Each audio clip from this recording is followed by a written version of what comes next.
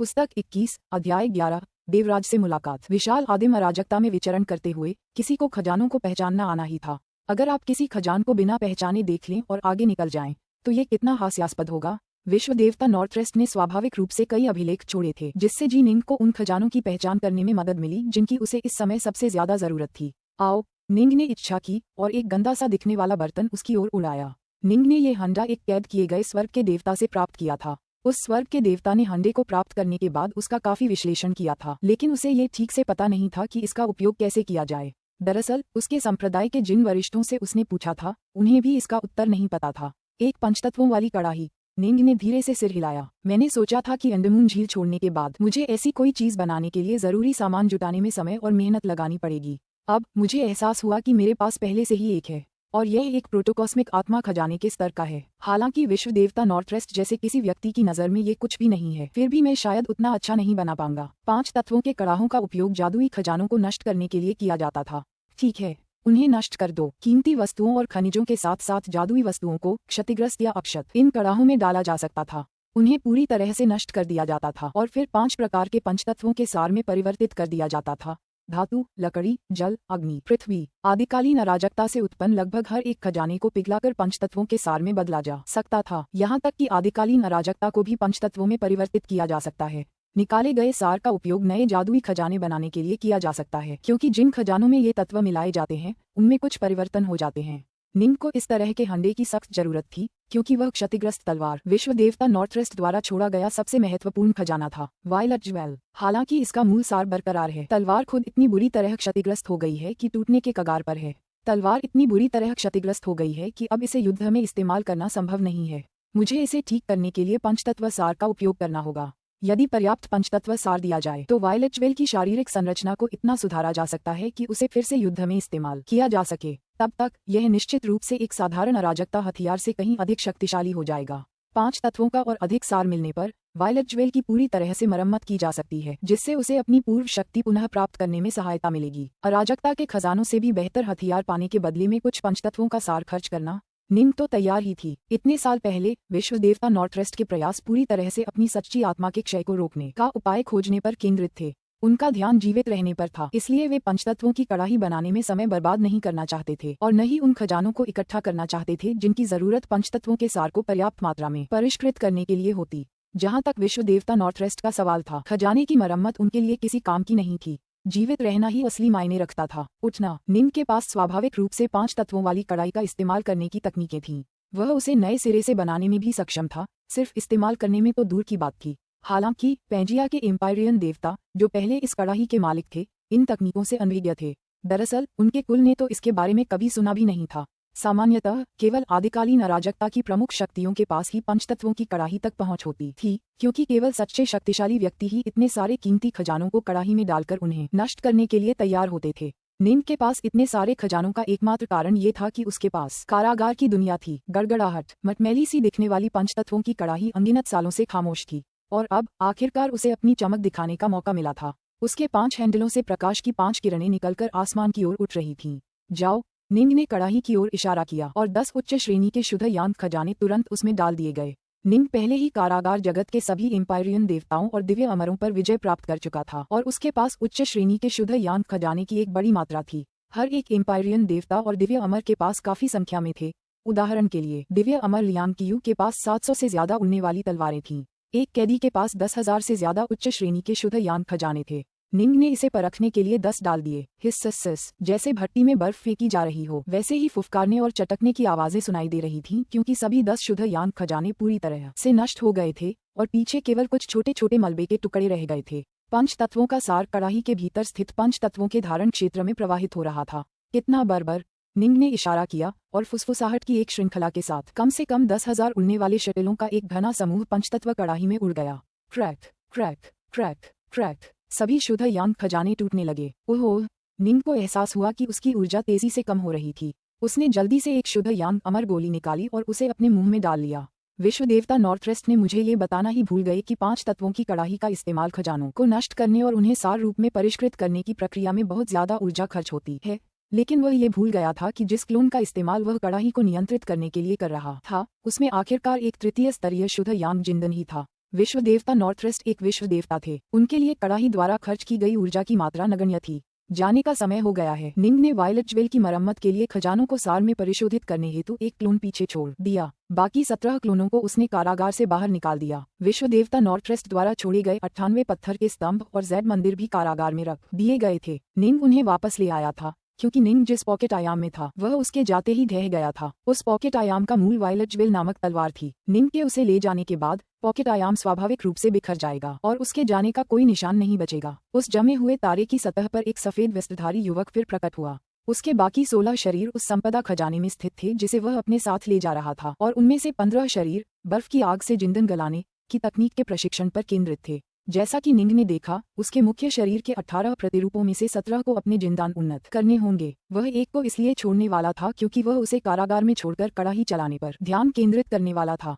वह एक उन्नत नहीं रहेगा क्योंकि निंग के बाकी शरीर त्रिलोक युद्ध में नष्ट हो जाएंगे। एक बार जब वे नष्ट हो गए तो बचा हुआ शरीर अराजकता अमृत का उपयोग करके अन्य 17 का शीघ्रता से पुनर्निर्माण कर सकता था। निंग तब अपने जिंदन को फिर से उन्नत करने के लिए अधिक 9 फायर लावा और आइस हॉट पिथ का उपयोग कर सकेगा। लेकिन अगर वह अपने जिंदन को दूसरे दर्जे तक उन्नत कर लेता, जिससे वह आधा चरणीय दावफादर बन जाता, तो 17 क्लोनों को फिर से बनाने की लागत काफी बढ़ जाती और शायद इसके लिए 10 गुना ज्यादा अराजकता अमृत की जरूरत पड़ती। निंग के पास बहुत कम अराजकता अमृत बचा था, उसके लिए उसे वहन करना किसी भी तरह संभव नहीं था।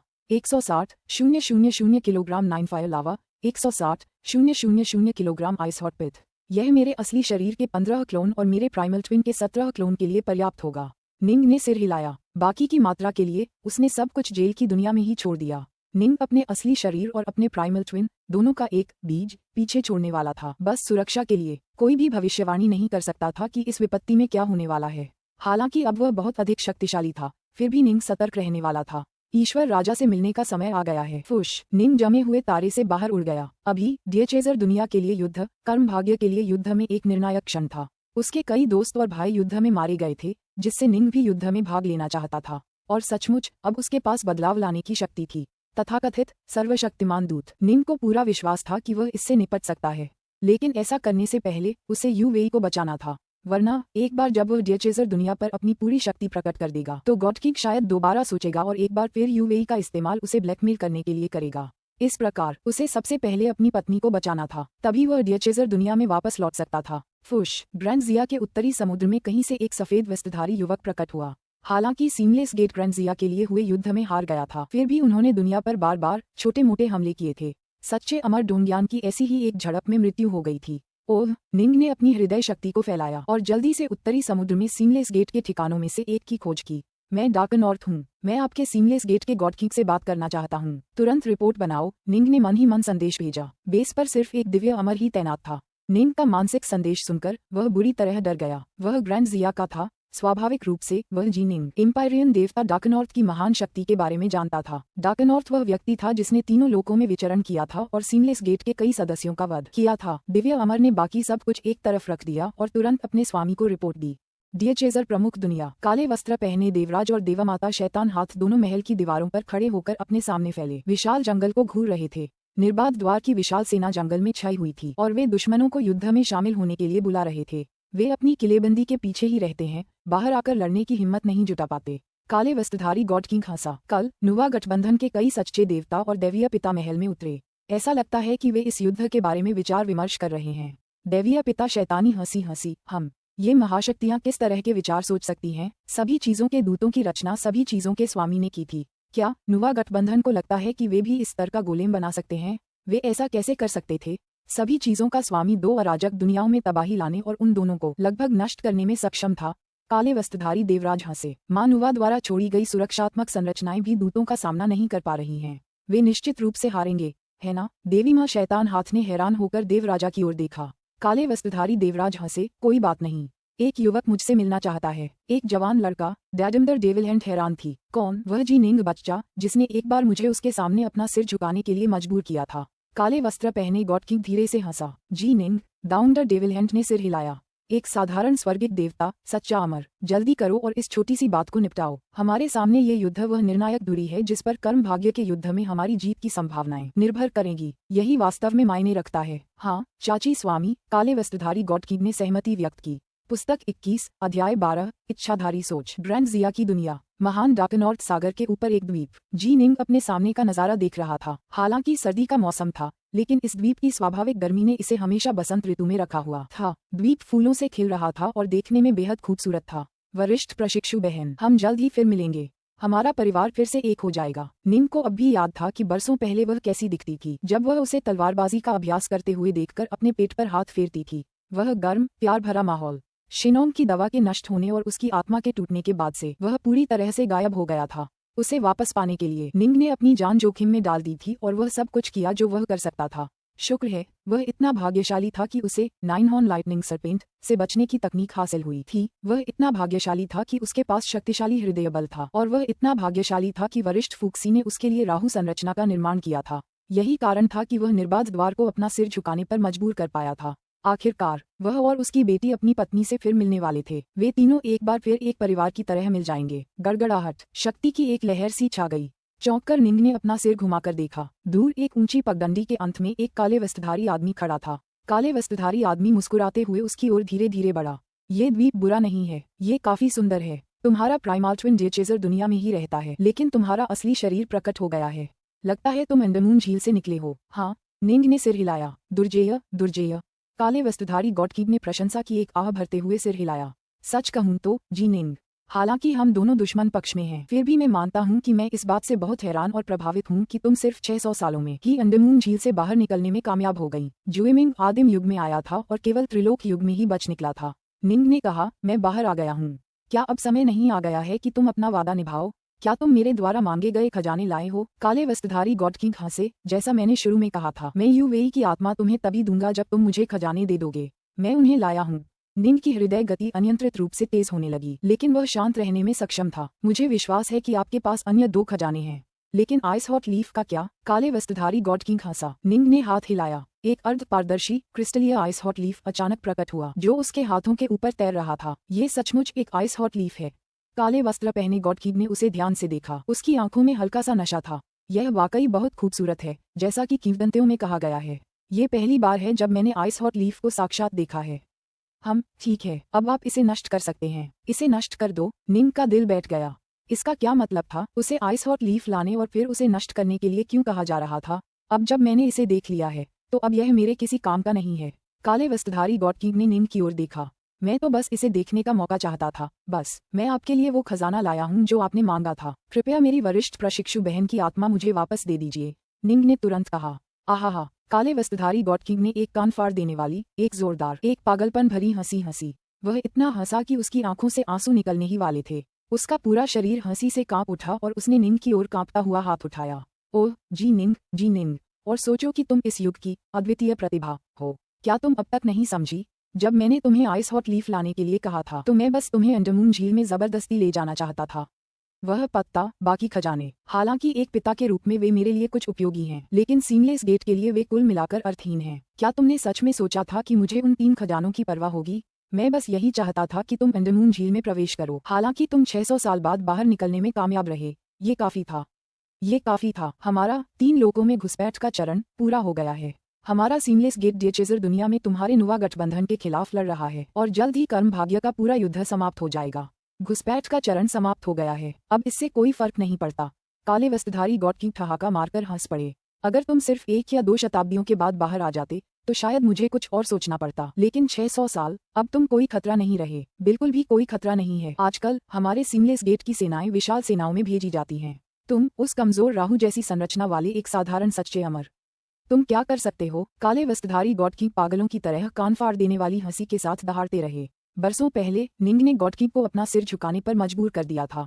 गॉडकिंग इतना क्रोधित हो गया था कि निंग को मार डालना चाहता था, लेकिन उसके लिए खुद ऐसा करना उचित नहीं था। हालांकि निंग को क्रोधित होते देखना, निंग को निराश होते देखना, उसे मार डालने से कहीं ज्यादा आनंददायक होता। काले वस्त्रधारी गॉडकिंग उन्मुक्त होकर हंस रहे थे और निंग पर नजर रख रहे थे। उसके हाव भाव में हर बदलाव पर ध्यान दे रहे थे। वह निंग के चेहरे पर घबराहट और निराशा देखना चाहते थे।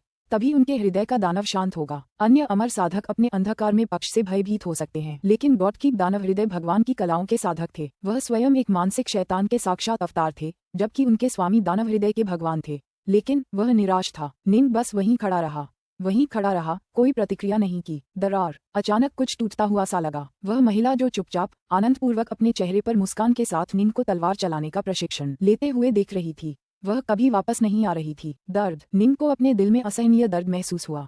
ऐसा दर्द जिससे उसे उबकाई आने लगी, ऐसा दर्द जो उसे पागल कर देने वाला था। वह हंसना चाहता था, वह दहाड़ना चाहता था, लेकिन उसकी आवाज ही नहीं निकल रही थी। कई सालों से कर्म की पाप ज्वालाएं लगातार उसके शरीर में धधक रही थीं, लेकिन निंग ने कभी उनके दर्द की परवाह नहीं की थी। हालांकि इस पल उसे जो दर्द महसूस हो रहा था, वह कर्म की पाप ज्वालाओं के दर्द से 10,000 गुना ज्यादा था। हा हा हा। अचानक निंग के मुंह से एक सूखी हंसी निकल पड़ी। उसकी आवाज लगभग एक ऐसे बच्चे जैसी थी जिसने अभी अभी बोलना सीखा हो।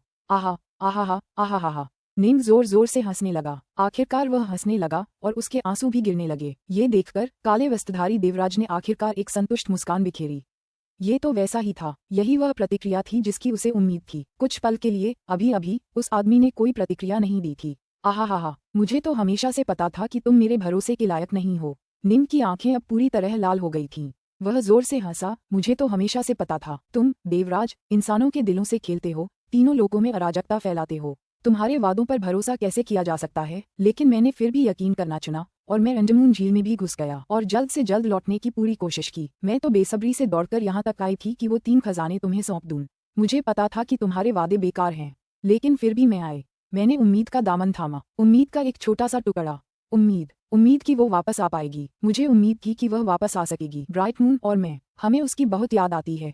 मैं चाहता हूँ कि हमारा परिवार फिर से साथ हो, बस यही चाहता हूँ, मेरा परिवार साथ हो। लेकिन आखिरकार तुमने मेरी आखिरी उम्मीद भी तोड़ दी। तुमने उसे भी तोड़ दिया। निंग इतना पागलों की तरह हंसा कि उसका चेहरा कांप उठा। आहा, ये सब बस ख्वाहिशें थीं, मैं तो बस सपना देख रहा था। मैं इस पूरे समय खुद से झूठ बोल रहा था, खुद से झूठ बोल रहा था, खुद से कह रहा था कि हम अब भी साथ रह सकते हैं। क्या मजाक है, मैं तो एक मजाक हूँ, एक मजाक। काले वस्त्र पहने गॉडकीप समझ सकता था कि उसके सामने खड़े युवक का दिल कैसे चकनाचूर हो गया था। उसकी पीड़ा समझ सकता था, उसकी निराशा, उम्मीद की उस आखिरी किरण के भी टूट जाने का एहसास। देवराज संतुष्ट थे, प्रसन्न हुआ। ये तो कुछ ऐसा ही था, ये सच्ची पीड़ा थी, ये सच्चा दिल टूटना था। देवराज ने निंग की ओर देखा। अब तुम्हारे जागने का समय आ गया है। तुम्हें ये समझना होगा कि युद्ध के इस दौर में तुम्हारे जैसे अकेले स्वर्ग के देवता का कोई प्रभाव नहीं हो सकता। अब तो केवल बड़ी संख्या में स्वर्ग के देवता और सच्चे अमर देवता ही मिलकर कोई प्रभाव डाल सकते हैं। फिर भी मैं प्रतिभा की कद्र करने वाला इंसान हूँ। मैं तुम्हें एक बार फिर सीमलेस गेट में शामिल होने के लिए आमंत्रित करता हूँ। अगर तुम हमारे साथ जुड़ने को तैयार हो तो तुम तुरंत अपनी पत्नी से मिल पाओगे। क्या तुम उसके साथ नहीं रहना चाहते? क्या तुम नहीं चाहते कि तुम्हारी बेटी अपनी माँ से मिल जाए? अगर तुम सीमलेस गेट में शामिल हो गए तो ये सब हो जाएगा। सीमलेस गेट के सदस्य के रूप में तुम हम में से एक होगे और मैं स्वाभाविक रूप से तुम्हारे खिलाफ साजिशें करना बंद कर दूंगा। वास्तव में मैं तुम्हारे साथ बहुत अच्छा व्यवहार करूंगा। आखिरकार तुम स्वर्ग के देवताओं और सच्चे अमरों के बीच एक सच्चे विशेषज्ञ हो। हालांकि तुम कर्म भाग्य के लिए पूरे युद्ध का रुख नहीं बदल पाओगे, फिर भी तुम कुछ उपयोगी होगे। अगर तुम अभी सीमलेस गेट ज्वाइन कर लो तो अपनी पत्नी से फिर मिल पाओगे, लेकिन अगर मना कर दिया तो वो मेरे किसी काम की नहीं रहेगी। मैं उसे मार डालूंगा, उसकी आत्मा को चकनाचूर कर दूंगा। आहा, तुम्हारे पास और कोई विकल्प नहीं है।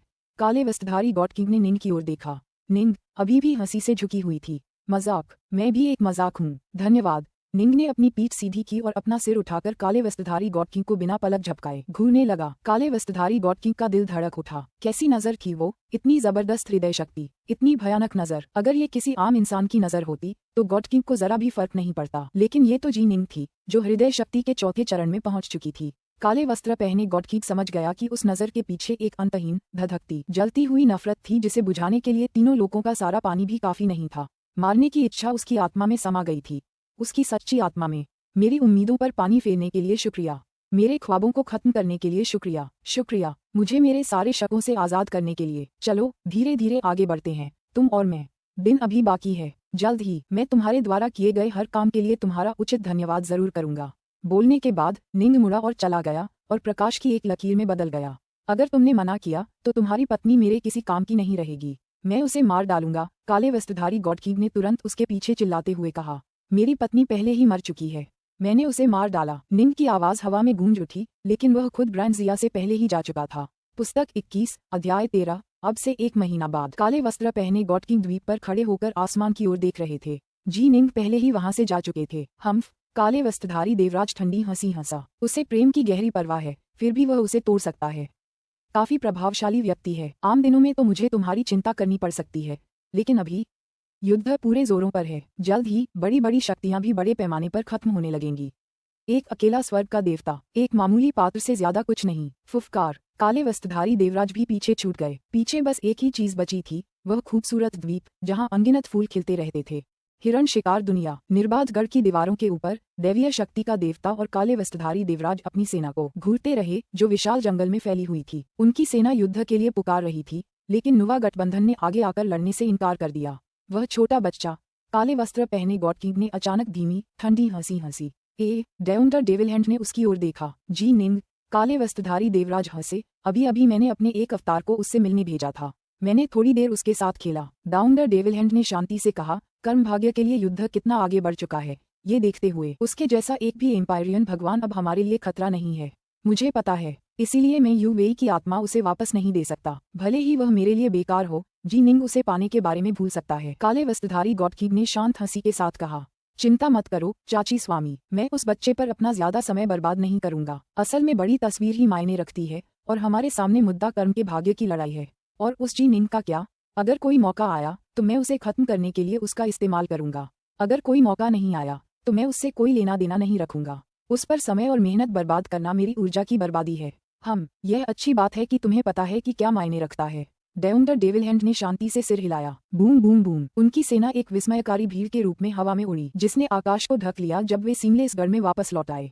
अरे! काले वस्त्रधारी गॉड किंग ने अपना सिर उठाया। उसने दूर आसमान में बिजली की एक काली चमक देखी, जिसके बाद नुवा एलायंस के दूर मंडराते हुए गढ़ में एक प्रकाश की किरण उड़ती हुई दिखाई दी। गॉड किंग के होंठ फट गए और वह मुस्कुरा उठा। ये जी निंग है। डियर चेजर दुनिया। नुवा गठबंधन का लटकता हुआ गढ़। जी निंग का निवास। फुस। सफेद वस्त्रधारी निंग ने हाथ हिलाया और उसके सामने काले वस्त्रधारी निंग पोर्टेबल एस्टेट दुनिया में खींच लिया गया। खजाने के अंदर की दुनिया अपनी ही एक अलग दुनिया थी, जिसमें आसमान छूती पर्वत चोटियां थीं। कुल 319 पर्वत चोटियां थीं, जो इस दुनिया के आधार स्तंभ का काम करती थीं और इसकी स्थिरता सुनिश्चित करती थीं। कई सफेद वस्त्रधारी युवक अपनी अपनी पर्वत चोटियों पर बैठे हुए आइसफायर जिंदन स्मेल्टिंग तकनीक का प्रशिक्षण ले रहे थे। फुश। 17 काले वस्त्रधारी निंग भी प्रकट हुए। अपने असली शरीरों की तरह निंग अपने प्राइमल ट्विन क्लोनों में से केवल 17 ही यहाँ लाया था। उसने एक को अपनी बेटी ब्राइट मून के साथ रहने के लिए छोड़ दिया था। वूश। 9 फायर लावा और आइस हॉट पिथ बाहर उड़ने लगे। 17 काले वस्त्रधारी निंग एक दूसरे से अलग हो गए और हर एक अपनी अपनी पर्वत चोटी पर आसीन हो गया। फिर उन्होंने आइसफायर जिंदन स्मेल्टिंग तकनीक का भी प्रशिक्षण लेना शुरू कर दिया। असली सफेद वस्त्रधारी निंग उस दूर आंगन में खड़ा रहा। उसने हाथ हिलाया और तुरंत ही लोगों का एक बड़ा समूह वहां प्रकट हो गया। भाई डार्कनॉर्थ, ये जगह कहाँ है? भाई डार्कनॉर्थ, हम सदियों से इंतजार कर रहे थे। आखिरकार आपने हमें बाहर जाने दिया। अरे, हम कहाँ हैं? अभी अभी प्रकट हुए एम्पायरियन देवताओं के समूह में एम्पायरियन देवता सिन और सीलथ्रोट, 7 ड्रैगन देवता, एम्पायरियन देवता फेयू, एम्पायरियन देवता क्लाउडस्कार और अंडरमून झील के बाकी 200 से ज्यादा एम्पायरियन देवता शामिल थे। उनमें से हर एक असाधारण रूप से शक्तिशाली था। क्या ये डियर चेजर प्रमुख दुनिया है? एम्पायरियन गॉड रफपीक ने अचानक चौंकते हुए कहा। हिरण शिकारी 3 क्षेत्र, हम वापस आ गए हैं। इस रहस्योद्घाटन से एम्पायरियन देवता तुरंत उत्साहित हो गए। वे सभी अपनी अपनी सह इंद्रियां फैलाने लगे, जिससे पहले से मौजूद एम्पायरियन देवताओं और नुवा गठबंधन के सच्चे अमरों का ध्यान उन पर गया। और उन्हें ये जानकर आश्चर्य हुआ कि ये सह इंद्रियां उनके पुराने मित्रों और भाइयों की थीं, जिन्हें उन्होंने बहुत लंबे समय से नहीं देखा था। जल्द ही कई स्वर्गिक देवता निंग के स्थान पर पहुंचे। ओडविच, ये सचमुच तुम हो? मुझे लगा कि मेरी इंद्रियां मुझे धोखा दे रही हैं। वरिष्ठ प्रशिक्षु भाई, या आप अभी भी जीवित हैं? निंग का निवास शीघ्र ही काफी जीवंत स्थान बन गया, और इस शोरगुल में किसी ने यह नहीं देखा कि निंग चुपचाप चला गया था। अकेले यात्रा करते हुए निंग उस महल की ओर चल पड़ा जहाँ पीला सम्राट जुवान युआन रहता था। महल के बाहर पहरेदार तैनात थे। एम्पायरियन गॉड डार्कनॉर्थ, इस समय अंदर कई बड़ी शक्तियां एकत्रित हो रही हैं। उन्हें परेशान नहीं किया जाना चाहिए, एक सुनहरे कवचधारी रक्षक ने कहा। मुझे एक संदेश पहुंचाने में मदद करो। उन्हें बताओ कि मेरे पास अपने मालिक के लिए बहुत जरूरी जानकारी है, निंग ने कहा। सुनहरे कवच वाला पहरेदार थोड़ा चौंका। अगर निंग जुवान युआन से मिलने की जिद करता तो वह उसे रोक देता, लेकिन चूंकि निंग सिर्फ अपने मालिक से मिलना चाहता था, इसलिए उसके लिए रास्ते में खड़ा होना ठीक नहीं था। उसने तुरंत सिर हिलाया। एम्पायरियन गॉड डार्कनॉर्थ, जरा रुको, मैं अभी खबर भेजता हूँ। निंग ने सिर हिलाया। वह चुपचाप वहीं खड़ा इंतजार कर रहा था। उसके स्वामी जुवान युआन, सुइरेन और अन्य प्रमुख शक्तियां सभी यहाँ एकत्रित थे। अगर निंग उनसे मिलना चाहता था तो स्वाभाविक रूप से उसे उचित व्यवहार करना होगा और उसी के अनुसार सम्मान प्रकट करना होगा। वह अपनी हृदय शक्ति को यूं ही बाहर नहीं निकाल सकता था या दूर से उन्हें कोई मानसिक संदेश नहीं भेज सकता था। ये बहुत ही दिखाई होगी। थोड़ी देर बाद सुनहरे कवच वाला पहरेदार वापस लौटा। उसने निंग को उत्सुकता से देखा। महामहिम ने तुम्हें अंदर आने की इजाजत दी है। जब उसने रिपोर्ट दी तो जुआन युआन, ताओवादी 3 पवित्रताएं और अन्य सभी ने एक ही बात कही, जी निंग को अंदर आने दो। इससे ये रक्षक, जो केवल एक दिव्य अमर था, बेहद हैरान हो गया। निंग ने सिर हिलाया, फिर सीढ़ियों पर आगे बढ़ गया। वह गलियारे से गुजरते हुए एक बेहद चौड़े चौक में से गुजरते हुए एक विशाल हॉल की ओर बढ़ा। अंदर जाने से पहले ही निंग उस विशाल हॉल में बैठी आकृतियों को पहचान गया। वे सभी त्रिलोक की प्रमुख शक्तियां थीं। यहाँ उनकी संख्या ज्यादा नहीं थी। ऐसा मुख्यतः इसलिए था क्योंकि सभी प्रमुख शक्तियां सर्वदेवदूत के आगमन के बाद यहाँ जल्दी जल्दी आ गई थीं। अपनी शुरुआती चर्चाओं के बाद कुछ प्रमुख शक्तियां जा चुकी थीं। अंदर आओ, जुआन युआन की आवाज गूंजी और निंग महल में दाखिल हुआ। अंदर वास्तव में बहुत ज्यादा सच्चे देवता, दाओफादर नहीं थे, कुल मिलाकर सिर्फ 18। हालांकि सबसे शक्तिशाली शक्तियां सभी मौजूद थीं। ताओवादी 3 पवित्रताएं, भगवान तथागत बुद्ध, शेनोंग, फूक्सी और सुइरेन सभी उपस्थित थे। सुभूति भी वहां बैठे थे और उन्होंने निंग की ओर इशारा किया। वह निर्बाध द्वार की गतिविधियों पर नजर रखने के लिए जिम्मेदार थे, इसलिए उन्हें निंग की देवराज से मुलाकात के बारे में पहले से ही पता था और उन्हें पता था कि क्या हुआ था। वह आह भरने से खुद को रोक नहीं पाया। वह जानता था कि उसके शिष्य का रास्ता कठिन है, लेकिन ऐसा रास्ता जिस पर केवल उसका शिष्य ही चल सकता है। जी निंग, जुआन युआन मुस्कुराया, हमें अभी कुछ देर पहले ही पता चला कि आप अंडमान झील से 200 से ज्यादा एम्पायरियन देवताओं को वापस लाए हैं, और मैं महसूस कर सकता हूँ कि उन सभी की आभा अत्यंत शक्तिशाली है।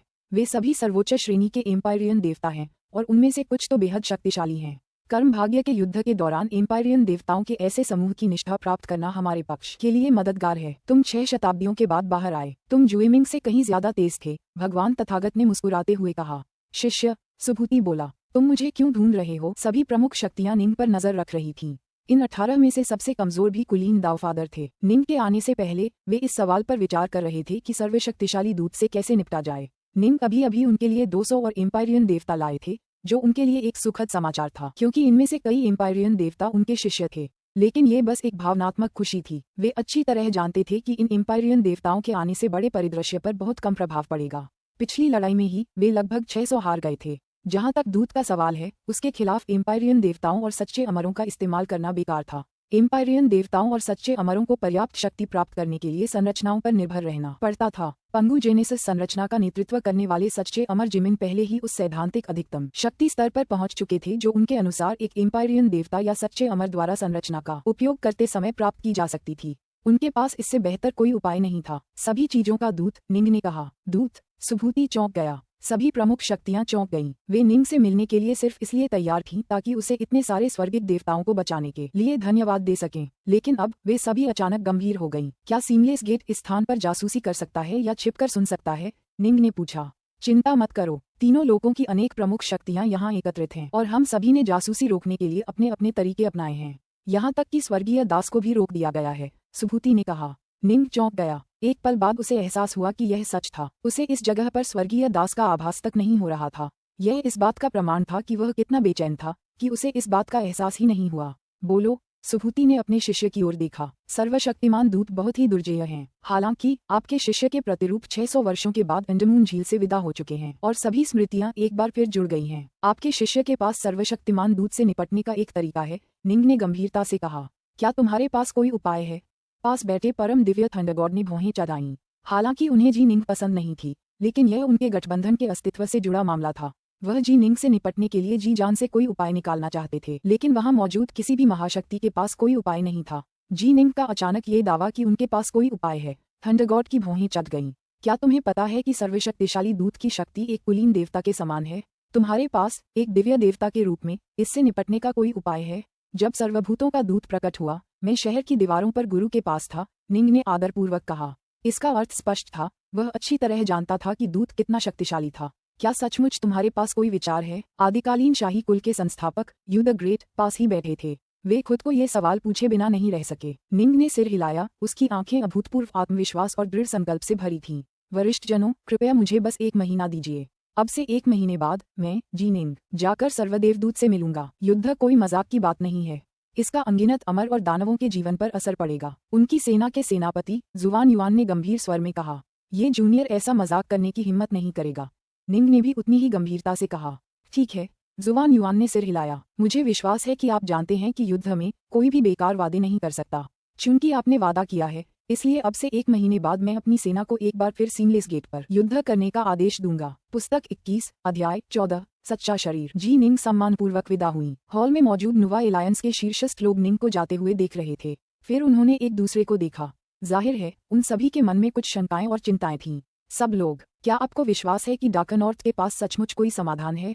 महान दिव्य वज्रदेवता बोले बिना नहीं रह सके। ऐसा नहीं है कि मैं उसे तुच्छ समझता हूँ, बल्कि हम सभी जानते हैं कि दूत कितना शक्तिशाली है। जब सर्वभूतों के स्वामी ने अपने दूतों की सेना का नेतृत्व किया तो उन्होंने पंगु अराजकता जगत और निर्बाध अराजकता जगत दोनों का लगभग सफाया कर दिया था।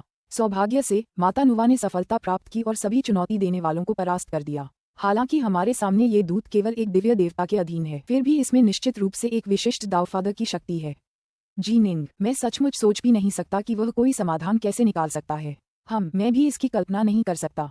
वह क्या कर सकता है? क्या ये हो सकता है कि उसकी तलवार या हृदय शक्ति 5वें स्तर पर पहुंच गई है? सम्राट जुवांगसू ने भौहें चढ़ाईं। 5वें चरण तक पहुंचना इतना आसान नहीं है। तलवारबाजी और हृदयबाजी की कठिनाई हर चरण के साथ तेजी से बढ़ती जाती है। 5वें चरण तक पहुंचना एक सच्चे देवता या दावफादर बनने से भी ज्यादा कठिन है। जुवान युआन ने धीरे से अपना सिर हिलाया।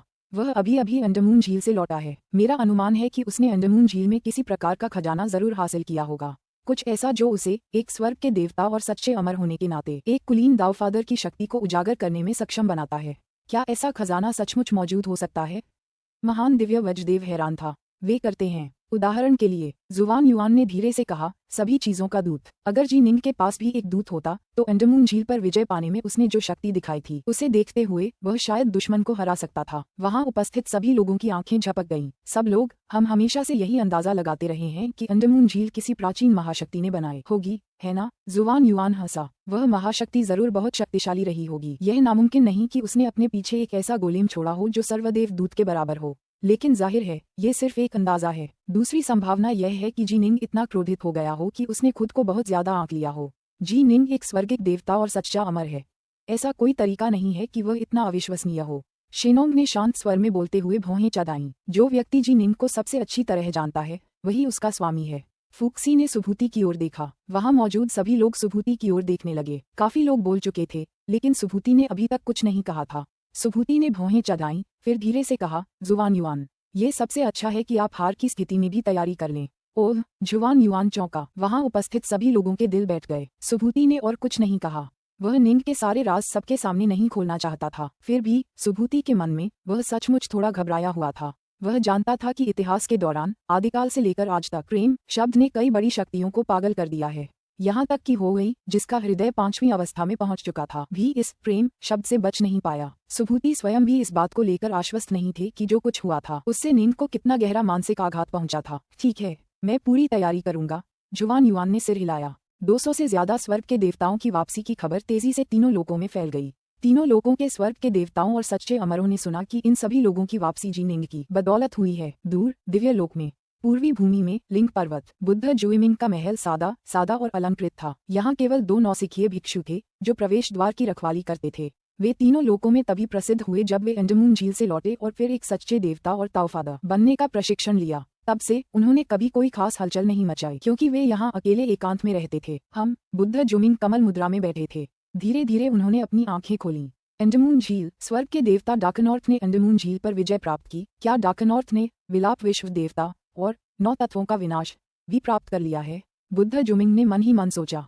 विलाप विश्व देवता, ये वास्तव में विश्व देवता नॉर्थवेस्ट की पहुंच में सबसे अच्छी फेंट गॉड बॉडी रिफाइनर तकनीक थी जिसे दूसरों को सिखाया जा सकता था। अभी निंग वास्तव में विलाप विश्व देवता का प्रशिक्षण ले रहा था। इस तकनीक की कुंजी फॉलोन शब्द में निहित है। दिव्य शरीर से संबंधित रहस्यों को जानने के लिए व्यक्ति को अंतहीन एकांत और नीरसता से गुजरना होगा, तब सफलता प्राप्त करनी होगी। इस प्रकार इस तकनीक में प्रशिक्षण के लिए व्यक्ति को वास्तव में मौन और शांति की आवश्यकता होती है। कभी कभी एक निराश ध्यान सत्र 10,000 या 10 लाख वर्षों तक चल सकता था। बुद्ध जुइमिंग स्वयं निरंतर ध्यान मुद्रा में विराजमान रहते थे और इस प्रकार उन्होंने स्वाभाविक रूप से इस कला के गहन रहस्यों को समझ लिया। बहुत पहले इसी कला का उपयोग उन्होंने एक सच्चे ईश्वर बनने के लिए किया था। तो अब 9 तत्वों के विनाश और वियोगी विश्वदेव का एक और साधक मौजूद है। बुद्ध जुमिंग ने मन ही मन सोचा, इस दिव्य क्षमता की शक्ति सचमुच अनंत है। बस एक चीज की जरूरत है, वह है इस पर ध्यान करने के लिए लंबे समय की। दुर्भाग्य से डार्कनॉर्थ ने साधना में पर्याप्त समय नहीं लगाया है, अन्यथा इस युद्ध में उसका बहुत बड़ा लाभ होता। जितना अधिक समय तक कोई साधना करता उतना ही अधिक शक्तिशाली उसे निराश विश्व देवता और 9 तत्वों का विनाश का बोध होता। ये दो तकनीकें ही किसी को ज्येष्ठ देवताओं के बीच एक अद्वितीय विशेषज्ञ बनने के लिए और शायद विश्व देवता के स्तर तक पहुंचने के लिए भी पर्याप्त थीं। जी निंग के युद्ध में उतरने की खबर पूरी तरह गुप्त रखी गई। यहाँ तक कि नुवा गठबंधन की अन्य प्रमुख शक्तियों जैसे बुद्ध जुइमिंग को भी इसकी सूचना नहीं दी गई। केवल ताओवाद और बौद्ध धर्म के नेता, 3 सम्राट और लगभग 10 से ज्यादा अन्य प्रमुख शक्तियां ही इस बारे में जानती थीं। हालांकि उन्हें चिंता थी कि निंग असफल हो जाएगा, फिर भी उन्हें आशा की एक किरण दिखाई दी। स्वाभाविक रूप से उन्होंने इसे पूरी तरह गुप्त रखा। समय बीतता गया, एक दिन, पलक झपकते ही 1 महीना बीत गया। संपत्ति दुनिया की दुनिया के भीतर, यह ऊंची पर्वत चोटियों की दुनिया थी। निंग के 17 असली शरीर क्लोन और 17 प्राइमल ट्विन क्लोन सभी यहाँ एक पर्वत शिखर की चोटी पर एकत्रित हुए थे। जिंदन प्रगलन प्रक्रिया पूरी हो गई है। एक सच्चे शरीर तकनीक में प्रशिक्षण का समय। 17 श्वेत वस्त्रधारी युवक एक साथ पद्मासन में बैठ गए। धीरे धीरे उनमें से 2 के शरीर से एक धुंधली श्वेत ज्योति निकलने लगी। उनके शरीर, उनके जिंदान और उनकी आत्माएं सभी इस धुंधली श्वेत ज्योति को उत्सर्जित कर रहे थे जो रहस्यमय गूढ़ दिव्य रूनों से भरी हुई थी। निंग पूरी तरह से दास्तापूर्वक उस तकनीक और रूनों का अनुकरण कर रहा था जैसा कि लिखा गया था। ये तकनीक आदिम अराजकता की एक प्रमुख शक्ति द्वारा निर्मित की गई थी और इसके रून अविश्वसनीय रूप से गहन और रहस्यमय थे। निंग इन रूनों को बिल्कुल भी नहीं समझ सकता था, उसे बस उन्हें याद करना था और फिर उनकी नकल करनी थी। गड़गड़ाहट। सफेद वस्त्र पहने दोनों युवक धीरे धीरे एक दूसरे के करीब आने लगे। उनमें से एक तो उड़कर दूसरे के शरीर में जा घुसा, जिससे सफेद रोशनी का आभामंडल नाटकीय रूप से फैल गया। यह अत्यंत धीमी तथा अत्यंत सहज एवं आरामदायक प्रक्रिया थी। यह अंडे के खोल के अंदर सो रहे एक बच्चे पक्षी की तरह था। यह ऐसा था जैसे कोई शिशु माँ के गर्भ में सो रहा हो। सफेद रोशनी के गोले ने धुंधली आकृति को पूरी तरह से घेर लिया था। इस क्षण कोई भी विचार असंभव था। स्पष्ट रूप से जिंदान, आत्मा और शरीर सभी एक दूसरे में विलीन होने लगे थे। केवल एक ही स्रोत से उत्पन्न चीजें ही इस तरह एक दूसरे में विलीन हो सकती हैं। इन क्लोनों के दिव्य शरीर, जिंदान और आत्माएं सभी बिल्कुल एक जैसे थे। उनमें कोई भी अंतर नहीं था। यदि इसमें थोड़ा सा भी अंतर हुआ तो विलय असंभव हो जाएगा। उदाहरण के लिए निंग का प्राइमल ट्विन प्राइमल वाटर के सोल की मोती से बना था, इसलिए उसके और निंग के असली शरीर के बीच बहुत बड़ा अंतर था। इसलिए प्राइमल ट्विन और असली शरीर का आपस में मिलना नामुमकिन था। लेकिन जाहिर है 18 प्राइमल ट्विन क्लोन एक दूसरे में विलीन हो सकते थे। फुश। धुंधली सफेद रोशनी पूरी तरह से गायब हो गई और बचे हुए क्लोन के शरीर में समा गई। सफेद वस्त्रधारी आकृति एक बार फिर उभरी और वह एक बार फिर सोचने में सक्षम हो गई। जैसे ही निंग को होश आया, उसने तुरंत महसूस किया कि उसका शरीर कैसे बदल गया है। मेरी दिव्य शक्ति किसी तरह बदल गई है। मेरे जिंदन में शुद्ध यांग ऊर्जा और अधिक शुद्ध हो गई है और जिंदन क्षेत्र का आकार थोड़ा बढ़ गया है। मेरी आत्मा भी अधिक शक्तिशाली हो गई है। यहाँ तक कि मेरी हृदय शक्ति भी काफी मजबूत हो गई है। जब 2 बिल्कुल एक जैसी आत्माएं आपस में मिलती हैं तो परिणामस्वरूप बनने वाली आत्मा निश्चित रूप से ज्यादा शक्तिशाली होती है। इस तरह के मिलन से हर पहलू और क्षेत्र में उन्नति होती है। बहुत पहले जब पैंजिया का राजा एक ज्येष्ठ देवता था तो उसने अपने क्लोनों को एक साथ जोड़ने के लिए संपूर्ण ताओवू 18 दैत्य देवों में महारत हासिल करने पर भरोसा किया था, जिससे वह हर पहलू में अन्य ज्येष्ठ देवताओं से आगे निकल गया। इससे उसे अत्यधिक श्रेष्ठ शक्ति प्राप्त हुई थी। जारी रखना। फुश। एक और श्वेत वस्त्रधारी युवक पहले क्लोन के शरीर में समा गया। पहले क्लोन के शरीर की शक्ति बढ़ती गई और आत्मा, दिव्य शक्ति, हृदय शक्ति और शुद्ध यांग ऊर्जा सभी का विकास होता रहा। एक के बाद एक क्लोन पहले क्लोन में समाहित हो गए। एक सच्चा शरीर तकनीक इस तथ्य पर निर्भर करती थी कि सभी क्लोन एक ही स्रोत से उत्पन्न हुए थे। यही कारण था कि यह तकनीक कारगर हो सकी। जितने ज्यादा क्लोन अवशोषित होते उतना ही ज्यादा शक्तिशाली क्लोन बनता। अगर निंग और भी हास्यास्पद 1000 शरीर सूत्र का अभ्यास कर पाता तो वह हजारों क्लोनों को एक साथ मिला सकता था। उस स्थिति में शक्ति में वृद्धि और भी हास्यास्पद होती, जिससे एक एम्पायरियन देवता एक सच्चे देवता के समकक्ष बन जाता और एक सच्चा देवता एक एल्डर देवता के समकक्ष बन जाता। एक एल्डर देवता एक विश्व देवता के समकक्ष बन जाता। यही कारण था कि सहस्त्र शरीर सूत्र इतनी अलौकिक सर्वशक्तिमान तकनीक बन गई। लेकिन अफसोस, इस तकनीक में प्रशिक्षण की कीमत बहुत ज्यादा थी। एक कमजोर एम्पायरियन देवता के लिए भी इसमें प्रशिक्षण लेने के लिए एक विश्व हृदय की आवश्यकता होती। किसी अधिक शक्तिशाली व्यक्ति के लिए जो कीमत चुकानी पड़ती वह वास्तव में अपरिमेय होती। कौन सा विश्वदेव अपना विश्व हृदय किसी एम्पायरियन देवता को साधना के लिए देने को तैयार होगा? अगर एम्पायरियन देवता सफल भी हो जाए तो भी वह व्यक्ति अत्यंत कमजोर होगा और विश्वदेव की बिल्कुल भी मदद नहीं कर पाएगा। फर्क तभी पड़ता जब एम्पायरियन देवता पूरी तरह से प्रशिक्षित होकर एक ज्येष्ठ देवता बन पाते। लेकिन अमर साधना के मार्ग में हर एक प्रमुख चरण में आगे बढ़ने में भारी कठिनाइयां आती थीं। हर चरण में बहुत अधिक साधक हार जाते थे। फुश। प्रत्येक विलय के साथ निंग का रूपांतरण जारी रहा। अंततः सभी 17 श्वेत वस्त्रधारी युवक एक हो गए, एक सच्चे शरीर में। कितनी अजीब अनुभूति थी। निंग ने अपने आसपास देखा। उसकी आत्मा अब पहले से कहीं ज्यादा शक्तिशाली थी और यहाँ तक कि दाव के बारे में उसकी अंतर्दृष्टि अब कहीं ज्यादा तेज हो गई थी। हालांकि वह पहले 36 अलग अलग शरीरों के साथ एक साथ प्रशिक्षण ले सकता था, फिर भी अंतर्दृष्टि प्राप्त करने की उसकी गति उसके एक सच्चे शरीर के बनने के बाद उसकी वर्तमान गति से कम थी। क्या यही है दावफादर्स का स्तर? निंग ने धीरे से खुद से कहा। 17 क्लोन, जिनमें से प्रत्येक में द्वितीय श्रेणी के जिंदन थे। अब जब वे एक सच्चे शरीर में विलीन हो गए थे तो उनके शरीर के अंदर मौजूद जिंदन की शक्ति प्रथम श्रेणी के जिंदनों के बराबर थी। प्रथम श्रेणी के जिंदनों वाले पैंजिया के सच्चे अमर वास्तव में त्रिलोक के दैवीय पिताओं के समान ही शक्ति के स्तर पर थे और वास्तव में उनके पास ऊर्जा के गहरे भंडार थे।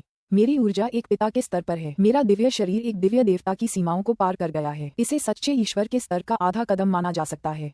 मेरी आत्मा, इसमें एक साधारण दावफादर की आत्मा की 30 से 40% शक्ति होनी चाहिए। मेरी आत्मा को एक सच्चे दावफादर के स्तर तक पहुंचने के लिए मुझे इसे पोषित करने में एक और शताब्दी लगानी होगी। मेरे 17 क्लोनों में से 2 ने बहुत पहले ही द्वितीय श्रेणी के जिंदान प्राप्त कर लिए थे और इसलिए उनकी आत्माओं का पर्याप्त पोषण हो चुका था। बाकी 15 अभी हाल ही में द्वितीय श्रेणी के जिंदान में उन्नत हुए थे। उनकी आत्माओं को विकसित होने के लिए पर्याप्त समय नहीं मिला था।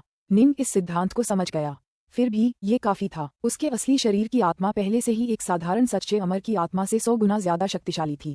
दैवीय पिता अपनी सह इंद्रिय से तीनों लोगों को आसानी से आच्छादित कर सकते थे, जबकि निंग शायद पूरी ताकत लगाकर भी ऐसा नहीं कर पाता। स्वर्ग के देवताओं और सच्चे अमरों के बारे में क्या, वे आमतौर पर अपनी सह इंद्रिय से केवल एक बड़े लोक को ही आच्छादित कर पाते थे। इससे उनकी आत्मा की शक्ति में अंतर आसानी से देखा जा सकता था। दावफादर होली फ्लेम की तुलना में देखते हैं, हमारी ऊर्जा का स्तर बराबर है। मेरे पास तकनीकी रूप से ज्यादा गहरी तलवारबाजी है, लेकिन उनकी तलवारबाजी में स्वर्गीय दाव ऑफ फायर का समावेश है। हालांकि मेरे पास एक डार्क नॉर्थ तलवार है जो एक कैओस हथियार है। निंग ने मन ही मन सिर हिलाया। शक्ति के मामले में मेरा असली शरीर दावफादर होली फ्लेम के बराबर होना चाहिए। अगर मैं राहु संरचना का उपयोग करूं, मुझे एक दिव्य शरीर दिया जाएगा जो एक कुलीन दावफादर के समान होगा।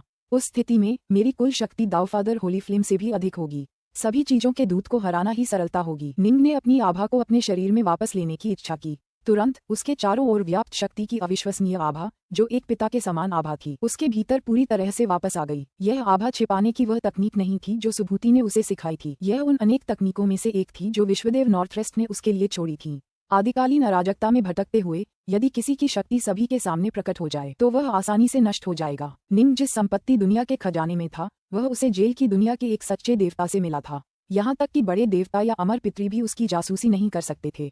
फुश, निंग ने मुड़कर बगल की ओर देखा। उसके बगल में काले वस्त्रधारी निंग थे और वे भी एक दूसरे में विलीन होने की प्रक्रिया में थे। जल्द ही वे एक काले वस्त्रधारी निंग में बदल गए। इस निंग में भी एक कुलीन दावफादर जैसी शक्ति थी। 18 क्लोनों को मिलाने और 17 क्लोनों को मिलाने में ज्यादा फर्क नहीं है। एक को बीज के रूप में छोड़ देना ही बेहतर है। अगर मैं सीमलेस गेट के खिलाफ युद्ध करने जा रहा हूँ तो बेहतर है कि मैं सतर्क रहूं। निंग ने मन ही मन ठान लिया और एक झटके में वह एस्टेट की दुनिया से गायब हो गया। स्टासाइजर प्रमुख दुनिया, एक बड़ा मंदिर। हम आपको श्रद्धांजलि अर्पित करते हैं सरदार। निंग को अचानक प्रकट होते देख एम्पायरियन देवता नाइनफेंग्स और एम्पायरियन देवता स्नो स्कॉर्पियन ने जल्दी से उसकी ओर झुककर प्रणाम किया। नाइनफेंग्स, तुरंत सेना बुलाओ, निंग ने निर्देश दिया। हाँ, नाइनफेंग्स तुरंत व्यवस्था करने के लिए चला गया। क्या रेड स्नो एकांतवास से बाहर आ गया है? निंग ने स्नो स्कॉर्पियन की ओर देखा, जिसने सिर हिलाकर हंस दिया। रेड स्नो अभी भी एकांतवास में है। मुझे सच में नहीं पता कि वह कब बाहर आएगा। जल्दी मत करो। निंग ने सिर हिलाया और तुरंत बाहर चला गया। नाइनफेंग्स सातों में सबसे कमजोर था और वह आखिरी में स्वर्ग का देवता भी बना। इस प्रकार वह सातों में सबसे मेहनती भी था और कई छोटे मोटे काम उसे ही करने पड़ते थे। जल्द ही मंदिर के सामने का चौक दिव्य अमर और मुक्त अमर की भीड़ से भर गया। फुश, दिव्य कक्ष से एक श्वेत वस्त्रधारी युवक प्रकट हुआ। तुरंत दिव्य अमर और मुक्त अमर की भीड़ ने उसकी ओर जी निंग दृष्टि घुमाई। सभी ने आदरपूर्वक पुकारा, महाराज। संरचना को इकट्ठा करो, निंग ने आदेश दिया। तुरंत अनगिनत अमर प्राणी एक साथ हवा में उड़ गए। निंग अमर प्राणियों की सेना के बिल्कुल बीचों बीच उड़ गया और स्वर्ग और पृथ्वी की ऊर्जा उसमें इस तरह प्रवाहित होने लगी कि उसका असर पूरे स्टासाइजर जगत पर पड़ने लगा। एक बेहद क्रूर विशालकाय राक्षस देवता उभरने लगा। उसका शरीर बिल्कुल काला था, लेकिन उसकी पीठ के निचले हिस्से पर चांदी के बेहद महीन रोए थे। उसके शरीर से 6 हृष्टपुष्ट मोटी भुजाएं निकलीं।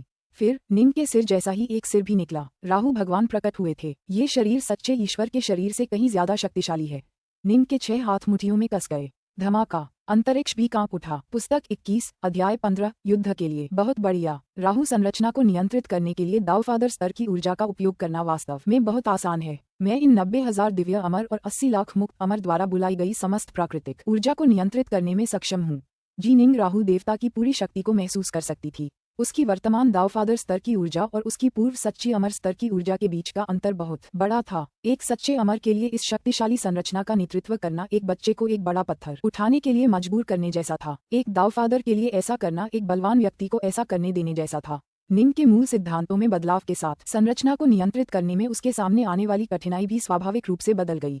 ये देखते हुए कि उसकी आत्मा अब और भी अधिक शक्तिशाली हो गई थी, वह राहु संरचना की पूरी शक्ति को सहजता से नियंत्रित करने में सक्षम था। निर्बाध द्वार, राहु निंग की आंखों में एक जानलेवा नजर चमक उठी। उड़ते हुए महल के भीतर निंग के घर में कहीं से एक काले वस्त्रधारी निंग प्रकट हो गया।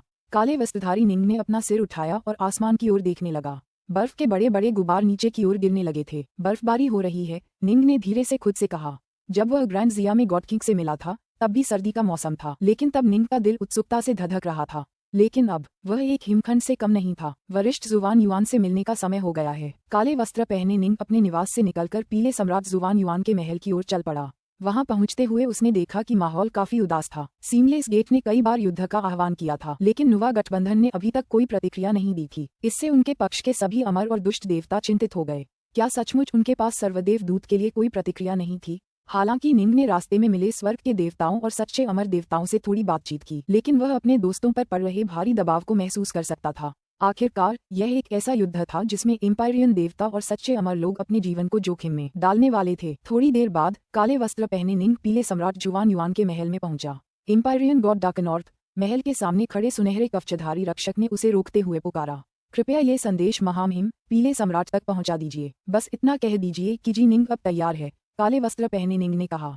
ठीक है, सुनहरे कवच वाले गार्ड ने सिर हिलाया। निंग मुड़ा और चला गया। महल के भीतर मानव जाति के 3 शक्तिशाली सम्राट बैठे थे। साथ ही बौद्ध धर्म और ताओवाद के नेताओं के अवतार और जुवान युआन और सुभूति के वास्तविक शरीर भी बैठे थे। जी निंग अब तैयार है। जुवान युआन सुभूति की ओर देखते हुए मुस्कुराया। और उसमें मारने की कितनी प्रबल इच्छा जाग रही है।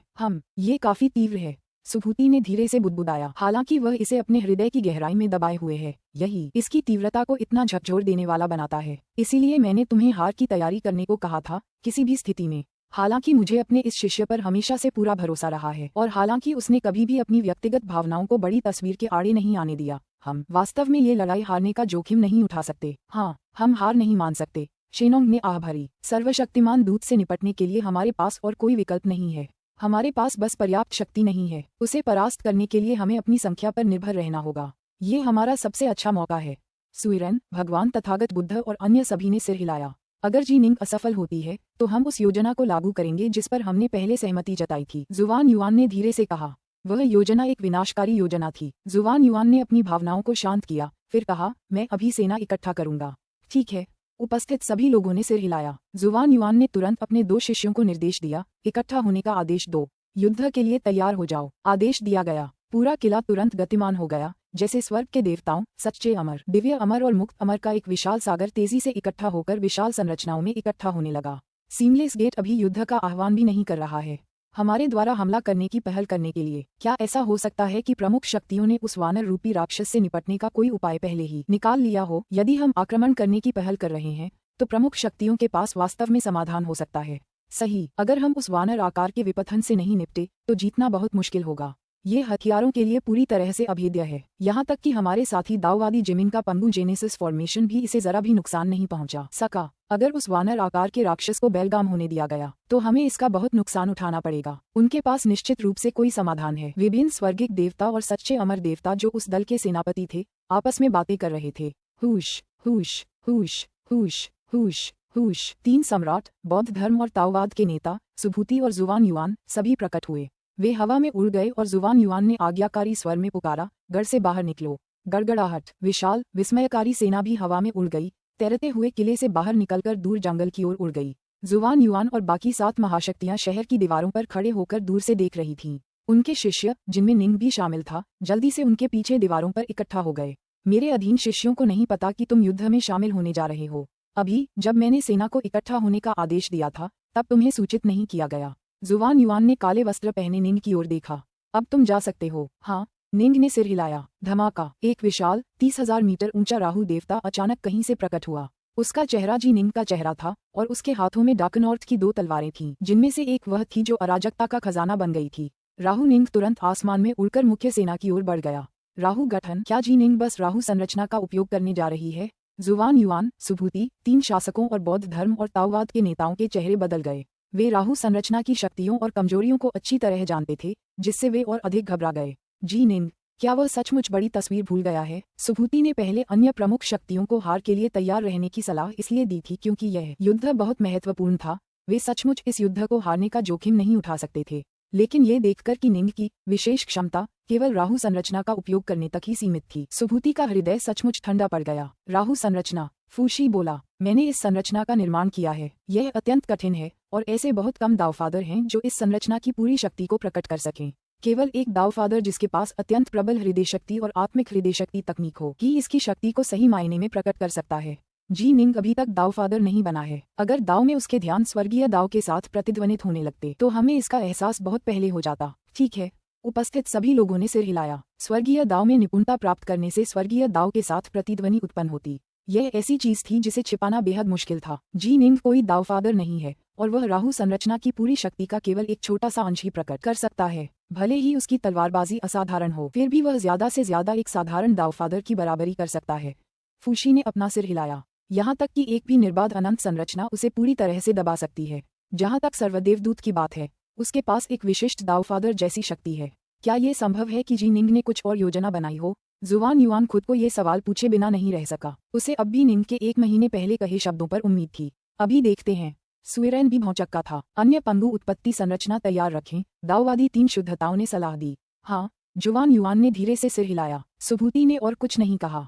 वह बस दूर से राहु निंग को नुवा गठबंधन की विशाल सेना की ओर उड़ते हुए देखता रहा। उसकी आंखें चिंता से भरी थीं। निर्बाध गढ़ की दीवारें, दैवीय माता शैतान हाथ और काले वस्त्रधारी देव राजा दोनों प्रकट हुए थे। नुवा गठबंधन ने वास्तव में हमें युद्ध के लिए बुलाने का साहस किया है।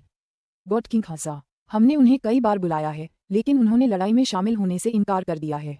इस बार उनका सक्रिय रूप से युद्ध की ओर रुख करना, वे बस अपना मनोबल बढ़ाने की कोशिश कर रहे हैं। डाउन द डेविल हैंड ने शांति से कहा। काले वस्त्रधारी गॉड किंग ने सिर हिलाया। मास्टर और मैं उनकी सभी क्षमताओं से पूरी तरह वाकिफ हैं। उन्होंने 500 और एम्पायरियन देवताओं को भेजा है और संभवतः एक और पंगु जेनेसिस फॉर्मेशन बनाने के लिए तैयार हैं। चूंकि वे दूत को आमने सामने नहीं हरा सकते, इसलिए उन्होंने 2-1 करके लड़ने का फैसला किया है। उन्हें 2 पंगु देवताओं को हमारे दूत के खिलाफ लड़ने की योजना बनानी चाहिए। मुझे अंदाजा था कि वे ऐसा ही करेंगे। डाउन द डेविल हैंड ने सिर हिलाया।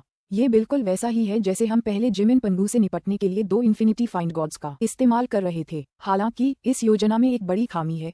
सीधे शब्दों में कहें तो वे ज्यादा देर तक नहीं लड़ सकते। चाहे दोनों मिलकर कितनी भी अच्छी तरह काम करें, जैसे जैसे लड़ाई आगे बढ़ेगी वे अंततः कोई न कोई गलती कर ही देंगे। ठीक है, काले वस्त्रधारी गॉड किंग ने सिर हिलाया। अगर दोनों पंगु देवता मिलकर सर्वदेव दूत के विरुद्ध अच्छी तरह से लड़ें तो वे उसका सामना कर पाएंगे, लेकिन अगर उनकी टीमवर्क कमजोर रही तो वे खतरनाक स्थिति में फंस जाएंगे। दूत पूरी तरह से अटूट था। बौद्ध धर्म या ताओवाद के नेता भी उन भयानक गोलेमों को नष्ट करने में सक्षम नहीं थे। देखो, देवी देवता ने अचानक दूर कोने की ओर इशारा किया। 7 ग्रहों के देवताओं के समूह के बीच एक 6 भुजाओं वाला राक्षस देवता अभी अभी प्रकट हुआ था। क्या वो? काले वस्त्रधारी गॉड किंग एक पल के लिए स्तब्ध रह गया और फिर हंसने लगा। जी निंग फेंट गॉड फॉर्मेशन में? हाँ, ये जी निंग अपनी राहु फॉर्मेशन का इस्तेमाल कर रहा है।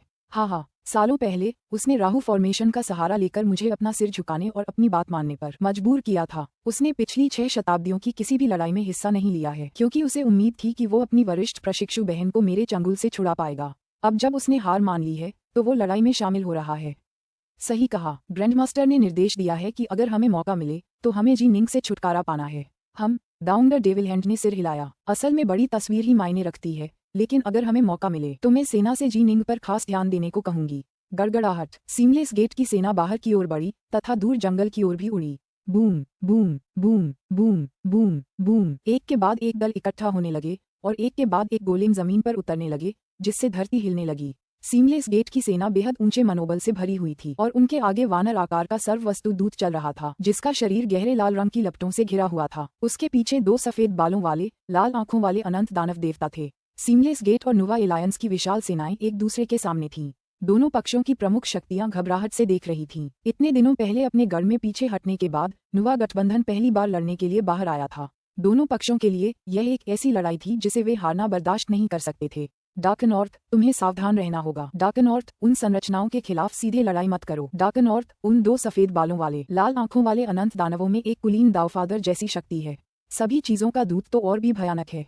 चाहे कुछ भी हो, उसके पास मत जाना। निंग के आसपास के सभी 7 ग्रहों के देवताओं ने उसे मानसिक संदेश भेजे। 200 से ज्यादा एम्पायरियन देवताओं को बचाने के कारण अब कई लोग उसके प्रति पहले से कहीं ज्यादा मित्रवत हो गए थे। कई एम्पायरियन देवता और सच्चे अमर देवता अपने साथी शिष्यों और आजीवन मित्रों को बचाने के लिए निंग के प्रति कृतज्ञता महसूस करते थे। निंग ने बस सिर हिलाया। मैं जल्दबाजी नहीं करूंगा। अगर वह उन्हें बता देता कि वह सर्वदेव दूत से निपटने जा रहा है तो शायद बड़ी गड़बड़ी पैदा हो जाती। यह एक नाजुक लड़ाई थी। इन स्वर्ग के देवताओं और सच्चे अमरों के लिए यही सबसे अच्छा था कि वे शांत रहें। गड़गड़ाहट। अचानक संपूर्ण नुवा गठबंधन सेना आगे बढ़ने लगी। पीले सम्राट जुआन युआन के मार्गदर्शन में वे सभी अपने अपने लक्ष्य की ओर बढ़े। जी निंग, आप अपनी इच्छानुसार कार्य करने के लिए स्वतंत्र हैं। पीले सम्राट जुआन युआन का आदेश आया। धमाका। राहु निंग अचानक हिल गया। वह असाधारण गति से विशाल जंगल में तेजी से आगे बढ़ रहा था और आसपास के सभी 7 ग्रहों के देवताओं को पीछे छोड़ता जा रहा था। उसके राहु देवता के शरीर में एक कुलीन दावफादर जैसी शक्ति थी जो उसे भयानक गति और शक्ति प्रदान करती थी। जैसे जैसे वह आगे बढ़ा, वह वास्तव में पूरी सेना का अग्रदूत बन गया। बाकी सभी से आगे बढ़कर अपने सहयोगियों से बहुत आगे निकल गया। वह इतना तेज है। शहर की दीवारों पर खड़ी 7 प्रमुख शक्तियां आश्चर्यचकित हो गईं। काले वस्त्रधारी गॉड किंग ने आश्चर्य से देखा, क्योंकि राहु निंग सीधे आगे की ओर बढ़ रहा था। पुस्तक 21, अध्याय 16, 3 लोगों की नंबर 1 तलवार कला। जब काले वस्त्र पहने गॉड किंग शहर की दीवारों पर खड़े होकर राहु निंग को नुवा गठबंधन की सेना के सबसे आगे बढ़ते हुए देख रहे थे, तो जी निंग ने भी उनकी ओर देखने के लिए अपना सिर उठाया। उनकी निगाहें टकराईं और काले वस्त्रधारी गॉड किंग का हृदय क्षण भर के लिए सिक उड़ गया। दिलचस्प है, लगता है उसकी शक्ति में थोड़ी वृद्धि हुई है। काले वस्त्रधारी गॉड किंग ठंडी हंसी हंसा। दुर्भाग्य से लगता है उसके मन में नफरत की धुंध छा गई है। क्या उसे नहीं पता कि युद्ध में आपको अपने सहयोगियों की शक्ति पर निर्भर रहना पड़ता है? अकेले दुश्मन पर टूट पड़ना खुद को एक घातक जाल में फंसाने के समान है। तुम खुद को क्या समझते हो, सर्वज्ञ? क्या तुम सचमुच सोचते हो कि तुम सभी पर हावी हो सकते हो? अब तक दोनों सेनाओं के सभी लोगों ने देख लिया था कि राहु निंग युद्ध के सबसे आगे आ गए थे। क्या वह पागल हो गया है? वो जी निंग ही होगा, है ना? पिछले सालों में उसने तीनों लोकों में घूम घूम कर हमारे निर्बाध द्वार के कई स्वर्ग के देवताओं और सच्चे अमर देवताओं का वध किया था। युद्ध के मैदान में भी उसकी इतनी निर्दयता से पेश आने की हिम्मत कैसे हुई? चलो उसे घेर लेते हैं और मार डालते हैं। उससे निपटना आसान होगा। वह सचमुच मौत की तलाश में है। जब सीमलेस गेट की विशाल सेना ने राहु निंग को अपनी ओर आते देखा तो उन सभी को लगा कि यह प्रसिद्ध एम्पायरियन देवता डार्कनॉर्थ पागल हो गया है। अक्सर कुछ लोग युद्ध के मैदान में पूरी तरह से उन्मत्त हो जाते थे। उदाहरण के लिए एम्पायरियन देवता सिल्वमून ने पिछली लड़ाई के दौरान ठीक ऐसा ही किया था। साथ ही दाववादी डार्कनॉर्थ, आपको इतनी जल्दबाजी में आगे नहीं बढ़ना चाहिए। इसे धीमा करें। अपने आप को दुश्मनों से घिरा मत होने दो। निंग के पीछे खड़े नुवा एलायंस के एम्पायरियन देवता और सच्चे अमर सभी ने चिंता में उसे पुकारा। लेकिन अफसोस, निंग बहुत तेज था और उनके लिए उसे पकड़ने का कोई रास्ता नहीं था। फुश, हवा उसके कानों के पास से गुजरी और उसके सामने अंतरिक्ष लहरा रहा था। हाथों में 2 तलवारें लिए राहु निंग उस वीरान जंगल में आगे बढ़ रहे थे। तुम दोनों जाओ और उसकी गति धीमी करो। अनंत दानव, जाओ और जी निंग को मार डालो। डाउन द डेविल हैंड ने लगभग तुरंत ही उसे आदेश दे दिया। निंग युद्ध के सबसे आगे आ गया था, इसलिए डाउन द डेविल हैंड आसानी से अपनी सेना को उसे रोकने और मारने का इंतजाम कर सकती थी। धमाका, धमाका। तुरंत सबसे नजदीकी 2 बैंगनी प्रकाश वाले गोलेम निंग की ओर बढ़े। उनके भारी कदमों से जमीन कांप उठी। उनमें से एक गोलेम गुस्से से चिल्लाया, डार्कनॉर्थ, तुम मौत को दावत दे रहे हो, मूर्ख। राहु निंग हवा में चिल्लाया, युद्ध में उनसे मिला। तलवार की रोशनी चमक उठी। डार्कनॉर्थ की दोनों तलवारें एक साथ चलीं। एक बार ऐसा हुआ, युद्ध के दोनों पक्षों की प्रमुख शक्तियों के चेहरे पूरी तरह बदल गए। डाउन द डेविल हैंड, काले वस्त्रधारी गॉड किंग, सुभूति, जुआन युआन, दाववादी 3 पवित्रताएं, शेनोंग, उनमें से हर एक के चेहरे बदल गए। वे सभी अविश्वसनीय रूप से अनुभवी व्यक्ति थे और स्वाभाविक रूप से वे एक नजर में ही बता सकते थे कि जी निंग की तलवारबाजी कितनी भयानक थी। कितनी भयानक तलवार कला है। काले वस्त्रधारी देवराज दंग रह गया। ये तलवार कला। गड़गड़ाहट। तलवार की रोशनी की 2 धारियां अंतहीन बिजली के 2 बोल्टों की तरह थीं जो एक अजेय मात्रा में बल लेकर रिक्त स्थान को चीरती हुई निकल रही थीं। बैंगनी प्रकाश वाले गोलेम के दोनों नियंत्रक पहले से ही काफी आश्वस्त थे, क्योंकि ये गोलेम जादुई खजानों की तरह मजबूत थे और इसलिए दुश्मनों को बांधने के लिए बिल्कुल उपयुक्त थे। अगर कोई दावफादर हमला भी करता तो भी दावफादर के लिए उन्हें घायल करना मुश्किल होता। इन गोलेमों के शरीर उतने ही मजबूत थे जितने की 8-9 रहस्यमय कला के 9वें चक्र तक पहुंच चुके किसी व्यक्ति के शरीर के। लेकिन जब तलवार की रोशनी की वो 2 धारियां चमकीं, तो गोलेमों को नियंत्रित करने वाले 2 सच्चे अमर पूरी तरह से स्तब्ध रह गए। उनके दिल कांपने लगे। अच्छा भारी। धमाका, धमाका। उन्होंने रोकने की कोशिश की, लेकिन तलवार की रोशनी की 2 धारियां उनके शरीर पर आ गिरीं। बैंगनी रोशनी वाले दोनों गोलेम पीछे की ओर उड़ गए और लगभग तुरंत ही सीमलेस गेट की सेनाओं की कतारों में वापस चले गए। लेकिन वे यहीं नहीं रुके। वे बेकाबू होकर तेज गति से पीछे की ओर पलटते रहे। जल्द ही वे मुख्य सेना से बहुत पीछे रह गए। घोर सन्नाटा, मौत जैसा सन्नाटा। संपूर्ण युद्ध क्षेत्र तुरंत रुक गया। बाकी सब स्तब्ध और चुप थे। लेकिन निंग ऐसे व्यवहार कर रहा था मानो उसने बस 2 छोटे छोटे कंकड़ फेंक दिए हों। जरा भी भाव न दिखाते हुए वह भयानक गति से सीमलेस गेट की सेना की ओर बढ़ता रहा। अच्छा नहीं। शहर की दीवारों के ऊपर डाउन द डेविल हैंड के चेहरे पर एक भद्दा भाव था। वह बहुत शक्तिशाली है, बेहद शक्तिशाली। ताकत में वह शायद किसी कुलीन दावफादर के करीब है। ट्विन रियल्म कैलामिटी ड्रैगन्स की जीवन और मृत्यु संरचनाएं रक्षात्मक रूप से अपेक्षाकृत कमजोर हैं। अगर उसे सेना और उन संरचनाओं पर हमला करने दिया जाए तो वह शायद उन्हें भेदने में सक्षम हो जाएगा। जहां तक इन्फिनिटी फाइंड गॉड की बात है, वह अभी भी उससे कुछ दूरी पर है। उसने उन 2 गोलेमों को नींद को बांधने का निर्देश दिया था ताकि सफेद बालों वाले, लाल आंखों वाले इन्फिनिटी फाइंड गॉड्स में से एक को वहां पहुंचने के लिए पर्याप्त समय मिल सके। इन्फिनिटी फाइंड गॉड्स पूरी सेना के बिल्कुल बीच में सर्वदेवदूत के साथ स्थित थे। इस प्रकार वे निंग से काफी दूर थे। निर्बाध अनंत संरचना, जल्दी करो और जी निंग को रोको, उसे बांध दो और अनंत फाइंड गॉड के साथ मिलकर उसे मार डालो। दैवीय शक्ति के देवता ने तुरंत आदेश दिया। हाँ, निंग के सबसे नजदीक सीमलेस इन्फिनिटी फॉर्मेशन तुरंत उसकी ओर उड़ चला। धमाका, विशाल विस्मयकारी सीमलेस इन्फिनिटी फॉर्मेशन आदिम अराजकता के क्षेत्र से घिरा हुआ था और उससे अनंत काले बादलों की एक परत भी निकल रही थी। वे सभी सीधे निंग की ओर बढ़ रहे थे। सीमलेस इन्फिनिटी फॉर्मेशन वास्तविक सच्चे देवताओं और दैवीय पिताओं से भी बिना किसी डर के लड़ने में सक्षम था। प्रत्येक सीमलेस इन्फिनिटी फॉर्मेशन 289 एम्पायरियन देवताओं और सच्चे अमर प्राणियों से बना था। सीमलेस कैओसवल्फ के राजा ने ही इस तकनीक का निर्माण किया था और उन्होंने ऐसा एम्पायरियन देवताओं और सच्चे अमर प्राणियों को सच्चे देवताओं और डेवफादर्स से लड़ने में सक्षम बनाने के उद्देश्य से किया था। इसकी ताकत शक्तिशाली दुश्मनों को फंसाने में निहित थी। वह सचमुच पागल है। वह तो सीधे सेना की ओर बढ़ रहा है। शहर की दीवारों के ऊपर काले वस्त्र पहने गॉड किंग ने जो कुछ देखा उसे देखकर सिर हिलाया। विशाल विस्मयकारी सीमलेस इन्फिनिटी फॉर्मेशन निंग की ओर टूट पड़ा। निंग की 6 भुजाओं में अब तलवार थी और वह प्रकाश की एक किरण की तरह आगे की ओर दौड़ा, सीधे उसकी ओर। नुवा एलायंस की मुख्य सेना अभी भी उससे बहुत पीछे थी, उसे पकड़ने की बेताब कोशिश कर रही थी। सीमलेस गेट की मुख्य सेना भी दूर से देख रही थी। दोनों सेनाएं इस दृश्य को घूर रही थीं। वे देख रही थीं कि राहु निंग सीमलेस इन्फिनिटी फॉर्मेशन से टकराने ही वाला था। तुम मुझे रोकना चाहते हो? विशाल राहु निंग ने देखा कि कैसे अंतहीन काले बादल उसकी ओर तेजी से बढ़ रहे थे। काले बादल के भीतर स्वर्ग के देवताओं और सच्चे अमर देवताओं की आकृतियां धुंधली सी दिखाई दे रही थीं और वे सभी निंग की ओर ठंडी निगाहों से देख रहे थे। निंग ने एक बार फिर तलवार से हमला किया। एक ही तलवार से एक ही वार। ये तलवार केओस स्तर की डार्कनॉर्थ तलवार थी। फुश, ऐसा लगा जैसे बिजली का एक तेज झटका अचानक स्वर्ग और धरती पर छा गया हो। नहीं, ये बिजली के एक तेज झटके से भी तेज था। अविनाशी सीमलेस इन्फिनिटी फॉर्मेशन जो दुश्मनों को फंसाने के लिए एकदम सही था। इस प्रहार के सामने यह एक काले हवा के बुलबुले जैसा था जो पल भर में भेद कर फट गया। तलवार की रोशनी से मारा गया एक एम्पायरियन देवता तुरंत बिखर गया और पूरा सीमलेस इन्फिनिटी फॉर्मेशन पूरी तरह से बिखर गया। धमाका, काला हवा का बुलबुला पूरी तरह से टूट गया। ये तलवार कला निंग की सबसे तेज, सबसे अधिक भेदने वाली तलवार तकनीक थी। ब्राइट मून तलवार कला का रक्त ड्रॉप रोक। ये कैसे हो सकता है? इस दल के नेता स्वर्ग के देवता तोंगसुन पूरी तरह से मानसिक रूप से टूट चुके थे। सीमलेस इन्फिनिटी दल एक ही तलवार के वार से टूट गया। ये तो नामुमकिन है। अरे या वाह, हमें बचाओ, हमें बचाओ, भाग जाना। इस हमले से 288 एम्पायरियन देवता और सच्चे अमर सभी मानसिक रूप से चकनाचूर हो गए। अगर सीमलेस इन्फिनिटी फॉर्मेशन भी उस तलवार का सामना नहीं कर सका तो अब जब वह फॉर्मेशन चला गया है तो वे आसानी से मारी जा सकने वाली चींटियों जैसे हो जाएंगे। इस समय उन्हें सबसे ज्यादा अफसोस इस बात का था कि राहु निंग की असल में 6 भुजाएं थीं। वे 6 भुजाएं हर हाथ में तलवार लिए बाहर निकलीं।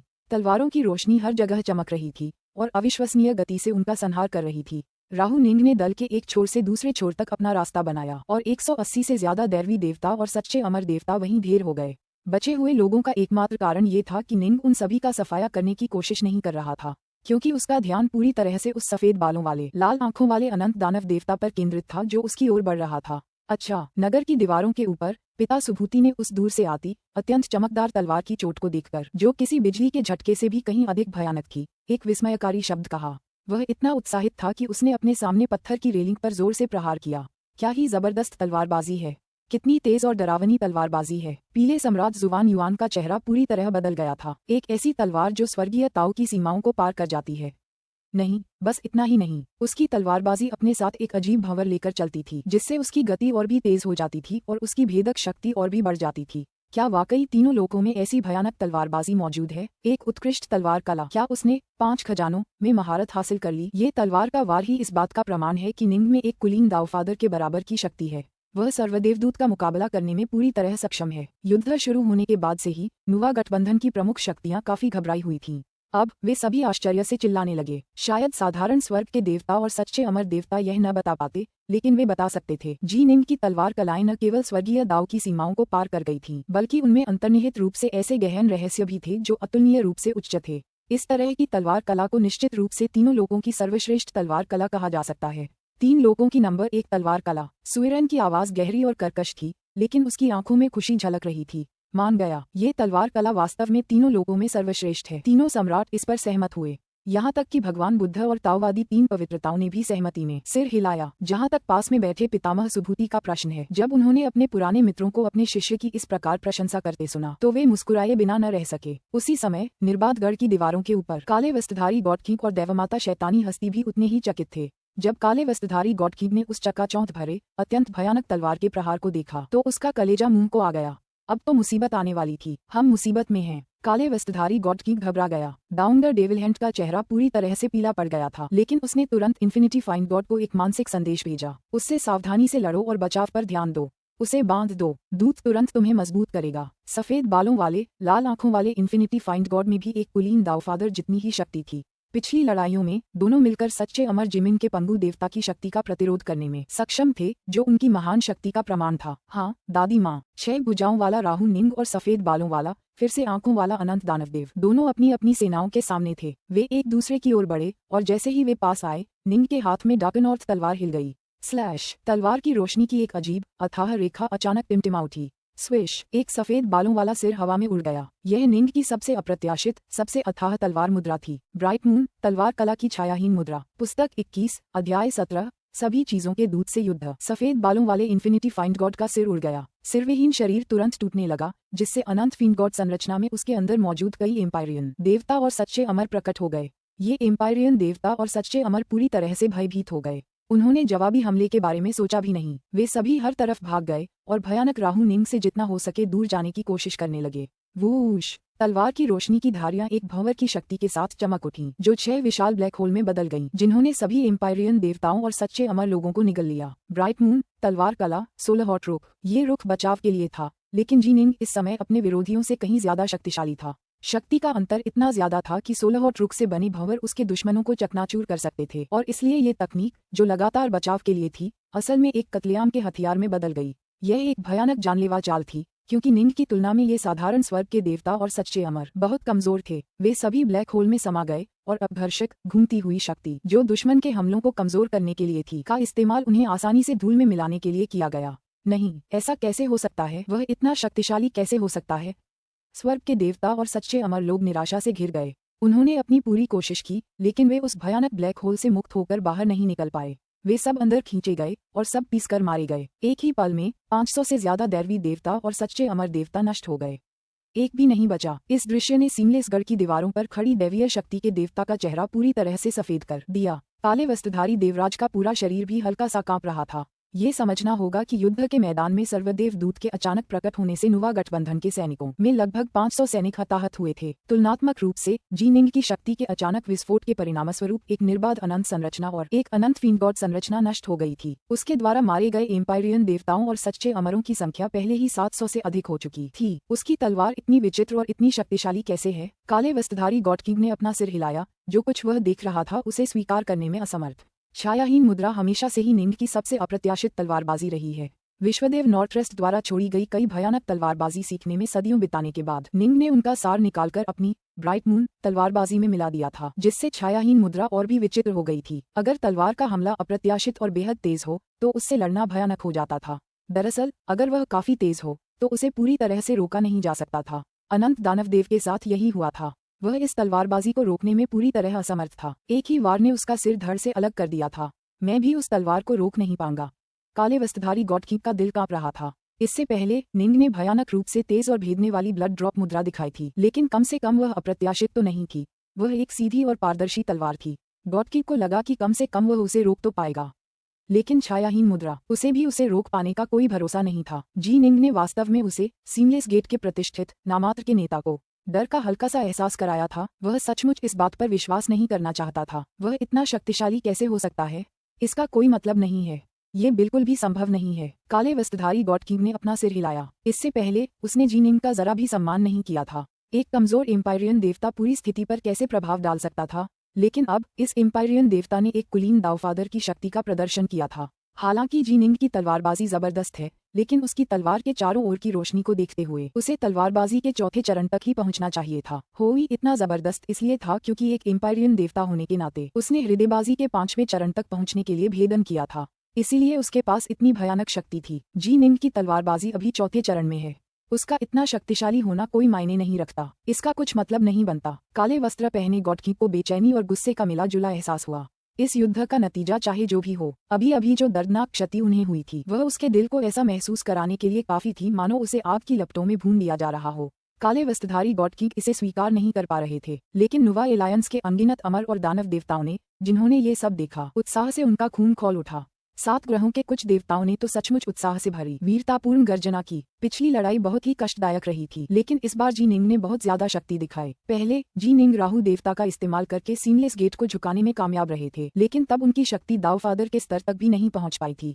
वह शायद सीमलेस इन्फिनिटी फॉर्मेशन से भी थोड़े कमजोर थे, लेकिन अब वह एक ही तलवार से एक ऐसे इन्फिनिटी दानव देवता को मार गिराने में सक्षम थे जो शक्ति में एक कुलीन दावफादर के करीब था। भयानक, जुआन युआन ने आश्चर्य से कहा। उसने पहले जो अविश्वसनीय रूप से तेज तलवार वार का इस्तेमाल किया था, उसकी तुलना में अनंत फाइंड गॉड को मारने के लिए उसने जो वार किया वह और भी ज्यादा चकाचौंध करने वाला था। अजीब और अथाह, उसकी तलवार कला के गहरे रहस्य पहले ही चरम पर पहुंच चुके हैं। निस्संदेह ये तीनों लोगों की सर्वश्रेष्ठ तलवार कला है, फूक्सी ने मुस्कुराते हुए प्रशंसा में कहा। वह सचमुच ही अत्यंत दुर्जेय है।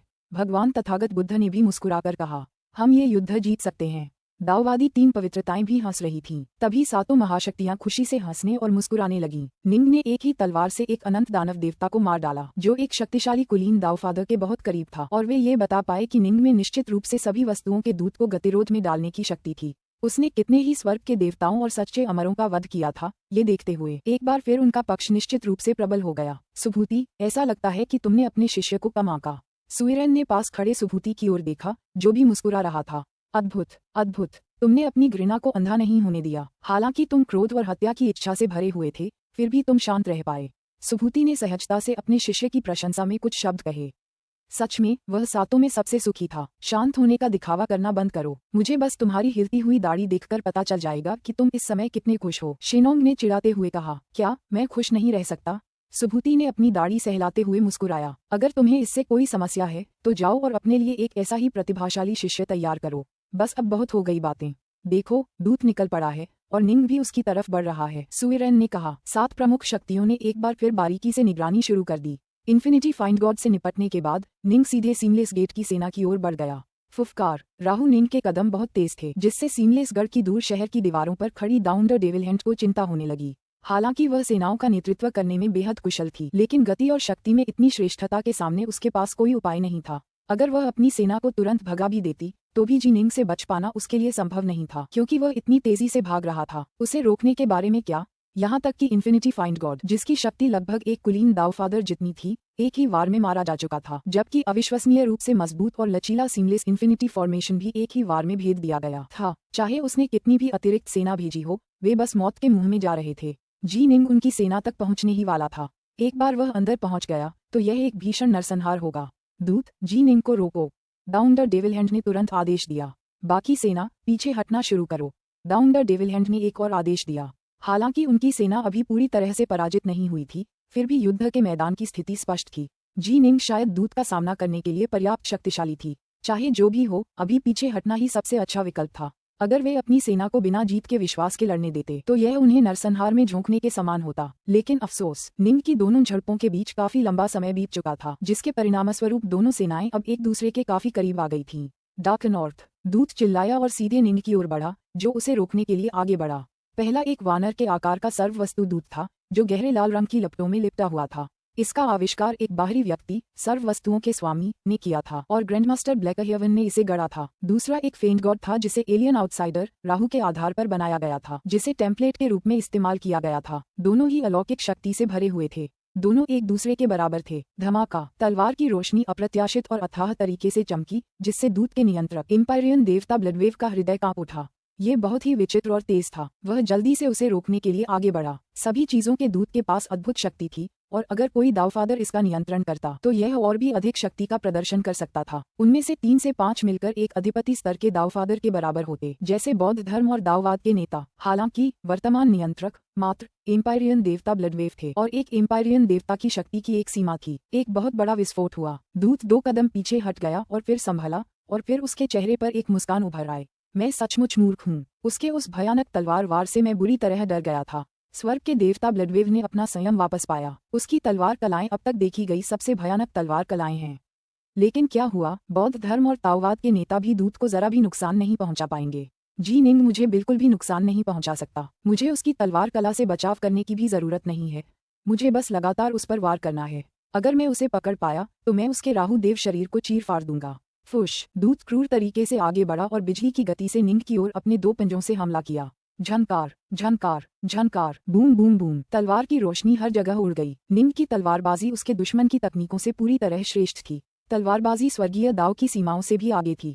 उसका दुश्मन उसके हमलों को रोक नहीं सकता था। एक पल में निंग ने 100 से ज्यादा छायाहीन वार किए, अपने दुश्मन पर बार बार वार किए, लेकिन वह गोलेम पर एक छोटा सा निशान भी नहीं छोड़ पाया। निंग को पहले से ज्यादा सावधान रहना पड़ा, क्योंकि उसका अपना शरीर स्वर्ग और पृथ्वी की ऊर्जा से बना था। एक बार क्षतिग्रस्त होने पर ये पूरी तरह से टूट जाएगा।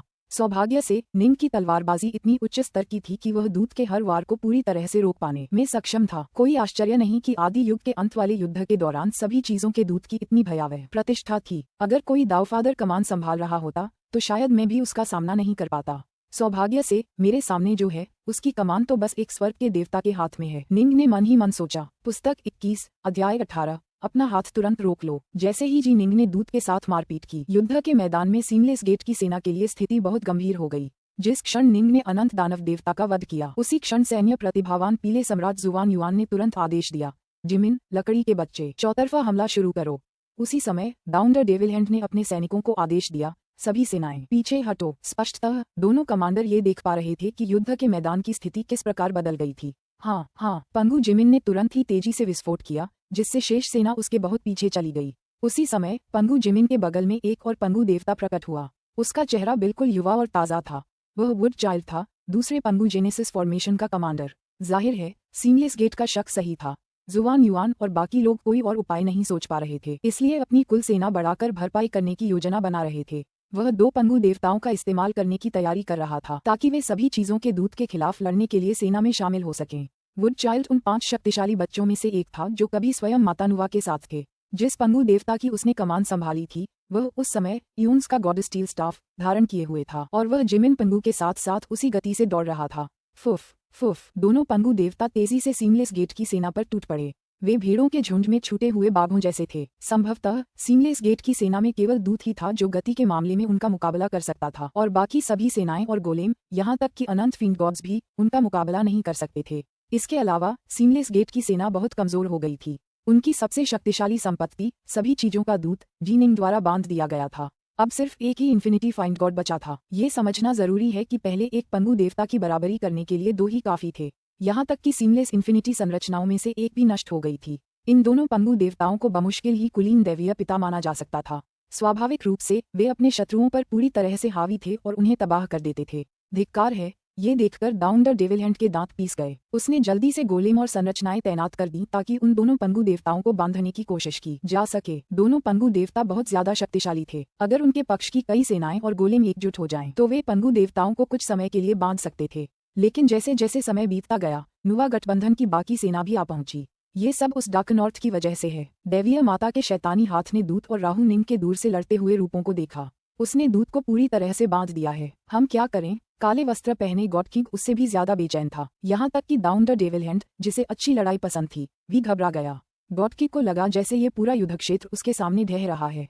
जी निंग, काले वस्त्रधारी देवराज ने दूर राहु निंग को घूरा। जी निंग ही इस सब का कारण है। उसने हमारी युद्ध रेखाएं नष्ट कर दी हैं और दूत को भी बांध दिया है। जब निंग दूत के विरुद्ध लड़ रहा था तो दोनों सेनाओं में से किसी में भी ऐसा कोई नहीं था जो उन दोनों के पास जाने का साहस कर सके। उनका क्षेत्र इस पूरे युद्ध क्षेत्र में सबसे भयानक क्षेत्र था। दूत में कुछ कमजोरियां जरूर हैं। लड़ते हुए निंग अपने प्रतिद्वंदी पर भी कड़ी नजर रखता था और ऐसी कोई जगह ढूंढता रहता था जिससे उसे जीत मिल सके। हालांकि दूत का शरीर काफी मजबूत है, क्योंकि वह एक गोलेम है, लेकिन जो उसे नियंत्रित करता है वह तो बस एक स्वर्ग का देवता और सच्चा अमर है। इसलिए हमले की गति और इस्तेमाल की जाने वाली तकनीकें तुलनात्मक रूप से निम्न स्तर की हैं। निंग तो एक बेजोड़ तलवारबाज था। आखिरकार वह तकनीक का उस्ताद था और उसकी तलवारबाजी को फूक्सी, सुइरेन और बाकियों ने पूरे त्रिलोक की सर्वश्रेष्ठ तलवारबाजी घोषित कर रखा था। उनकी नज़र में दूत गोलेम द्वारा इस्तेमाल की जा रही निकट युद्ध तकनीकें वास्तव में काफी सामान्य थीं। दूत की कमजोरी यह है कि उसे नियंत्रित करने वाला स्वर्ग का देवता है। अगर मुझे इससे निपटना है तो मुझे अपनी तकनीकों का पूरा प्रदर्शन करना होगा। जैसे जैसे उनकी लड़ाई आगे बढ़ी, निंग के दिमाग में कई युद्ध रणनीतियां तेजी से कौंधीं। किसी भी लड़ाई में दुश्मन की कमजोरियों पर हमला करने के लिए अपनी ताकत का इस्तेमाल करना जरूरी होता है। अचानक जी निंग, अपना हाथ तुरंत रोक लो। काले वस्त्रधारी गॉड किंग ने मन ही मन उसे संदेश भेजा। गॉड किंग, निंग की नजरें सीमलेस सिटाडेल की दूर दीवार पर खड़े काले वस्त्रधारी गॉड किंग की ओर मुड़ गईं। उनकी नजरें मिली और निंग बस ठंडी मुस्कान दे दी। अगर तुम इसी तरह चलते रहे तो मैं तुम्हारी वरिष्ठ प्रशिक्षु बहन यू वेई को तुरंत मार डालूंगा और उसकी आत्मा को चकनाचूर कर दूंगा, बल्कि मैं उसकी सच्ची आत्मा को भी नष्ट कर दूंगा। काले वस्त्रधारी देवराज की मानसिक वाणी क्रोधित की। एक सच्ची आत्मा को नष्ट करना बेहद मुश्किल था, लेकिन एक दावफादर वास्तव में ऐसा करने में सक्षम था। जी निंग के खिलाफ लड़ रहे दूत को यह महसूस हो गया कि जी निंग की हत्या की मंशा बिना किसी स्पष्ट कारण के अचानक बढ़ गई थी। मुझे पता है कि यह एक युद्ध क्षेत्र है और आप नुवा गठबंधन के सदस्य हैं। आप किसी भी तरह से लड़ाई नहीं छोड़ सकते, क्योंकि नुवा गठबंधन की प्रमुख शक्तियां निश्चित रूप से आपको दोषी ठहराएंगी। मैं बस इतना चाहता हूं कि आप कुछ देर तक लड़ते रहें, फिर एक रास्ता खोल दें और दूत को आपको घायल करने दें, जिससे आप अनिच्छा से युद्ध क्षेत्र छोड़ने के लिए मजबूर हो जाएं। काले वस्त्रधारी गॉड किंग ने मन ही मन संदेश भेजा। क्या निंग ने कोई अवसर प्रकट किया है? क्या आपने जानबूझकर दूत को उसे घायल करने की अनुमति दी? यह कोई आसान काम नहीं था। अगर वह सावधान न रहे तो राहु संरचना पूरी तरह से ध्वस्त हो सकती थी। तुम्हारी तलवारबाजी उसकी तकनीक से कहीं बेहतर है। तुम निश्चित रूप से नियंत्रित कर पाओगे कि वह तुम्हें किस हद तक घायल करता है। काले वस्त्रधारी देवराज ने मन ही मन कहा, जल्दी करो। मैं चाहता हूं कि तुम अभी करो। मुझे परवाह नहीं कि तुम कौन सा तरीका अपनाते हो। मैं चाहता हूं कि तुम तुरंत इस युद्ध क्षेत्र से चले जाओ, वरना यू वेई तुरंत मर जाएगी। उसकी आत्मा चकनाचूर हो जाएगी और उसकी सच्ची आत्मा बुझ जाएगी। तुम सचमुच बहुत बेशर्म हो। पहली बार निंग ने उसे जवाब दिया।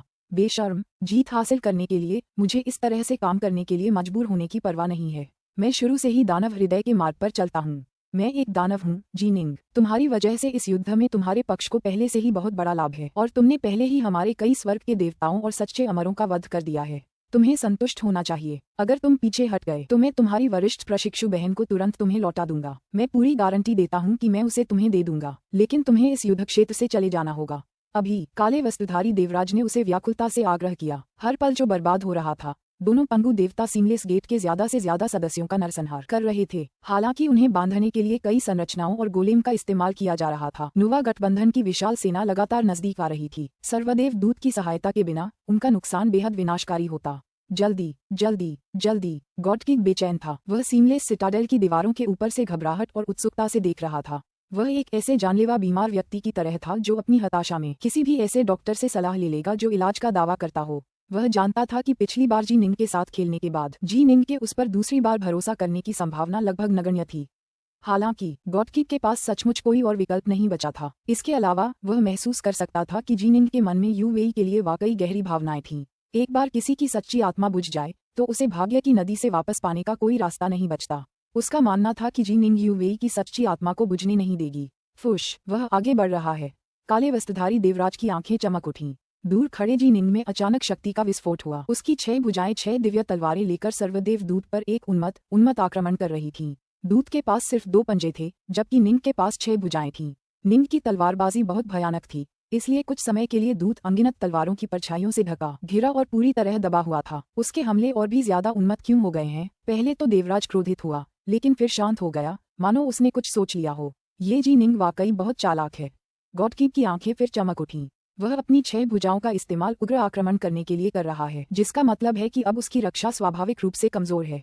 उसके हमले चाहे कितने भी शक्तिशाली क्यों न हो, वह दूत को घायल नहीं कर सकता। लेकिन उसकी कमजोर रक्षा का मतलब है कि दूत द्वारा उसे घायल करने की संभावना है। जब तक वह घायल है, जी निंग के पास स्वाभाविक रूप से युद्ध का मैदान छोड़ने का बहाना होगा। वह नुवा गठबंधन के बाकी सदस्यों के सामने अपनी असफलता को ये कहकर टाल सकेगा कि वह जल्दी जीत हासिल करने की अपनी इच्छा के कारण ऐसा कर पाया और इसीलिए दूत को उसे घायल करने का मौका मिला। वह सचमुच चतुर है। काले वस्त्रधारी देवराज उत्सुकता से प्रतीक्षा कर रहा था। फिर भी उसके हमले कुछ ज्यादा ही बेकाबू हैं।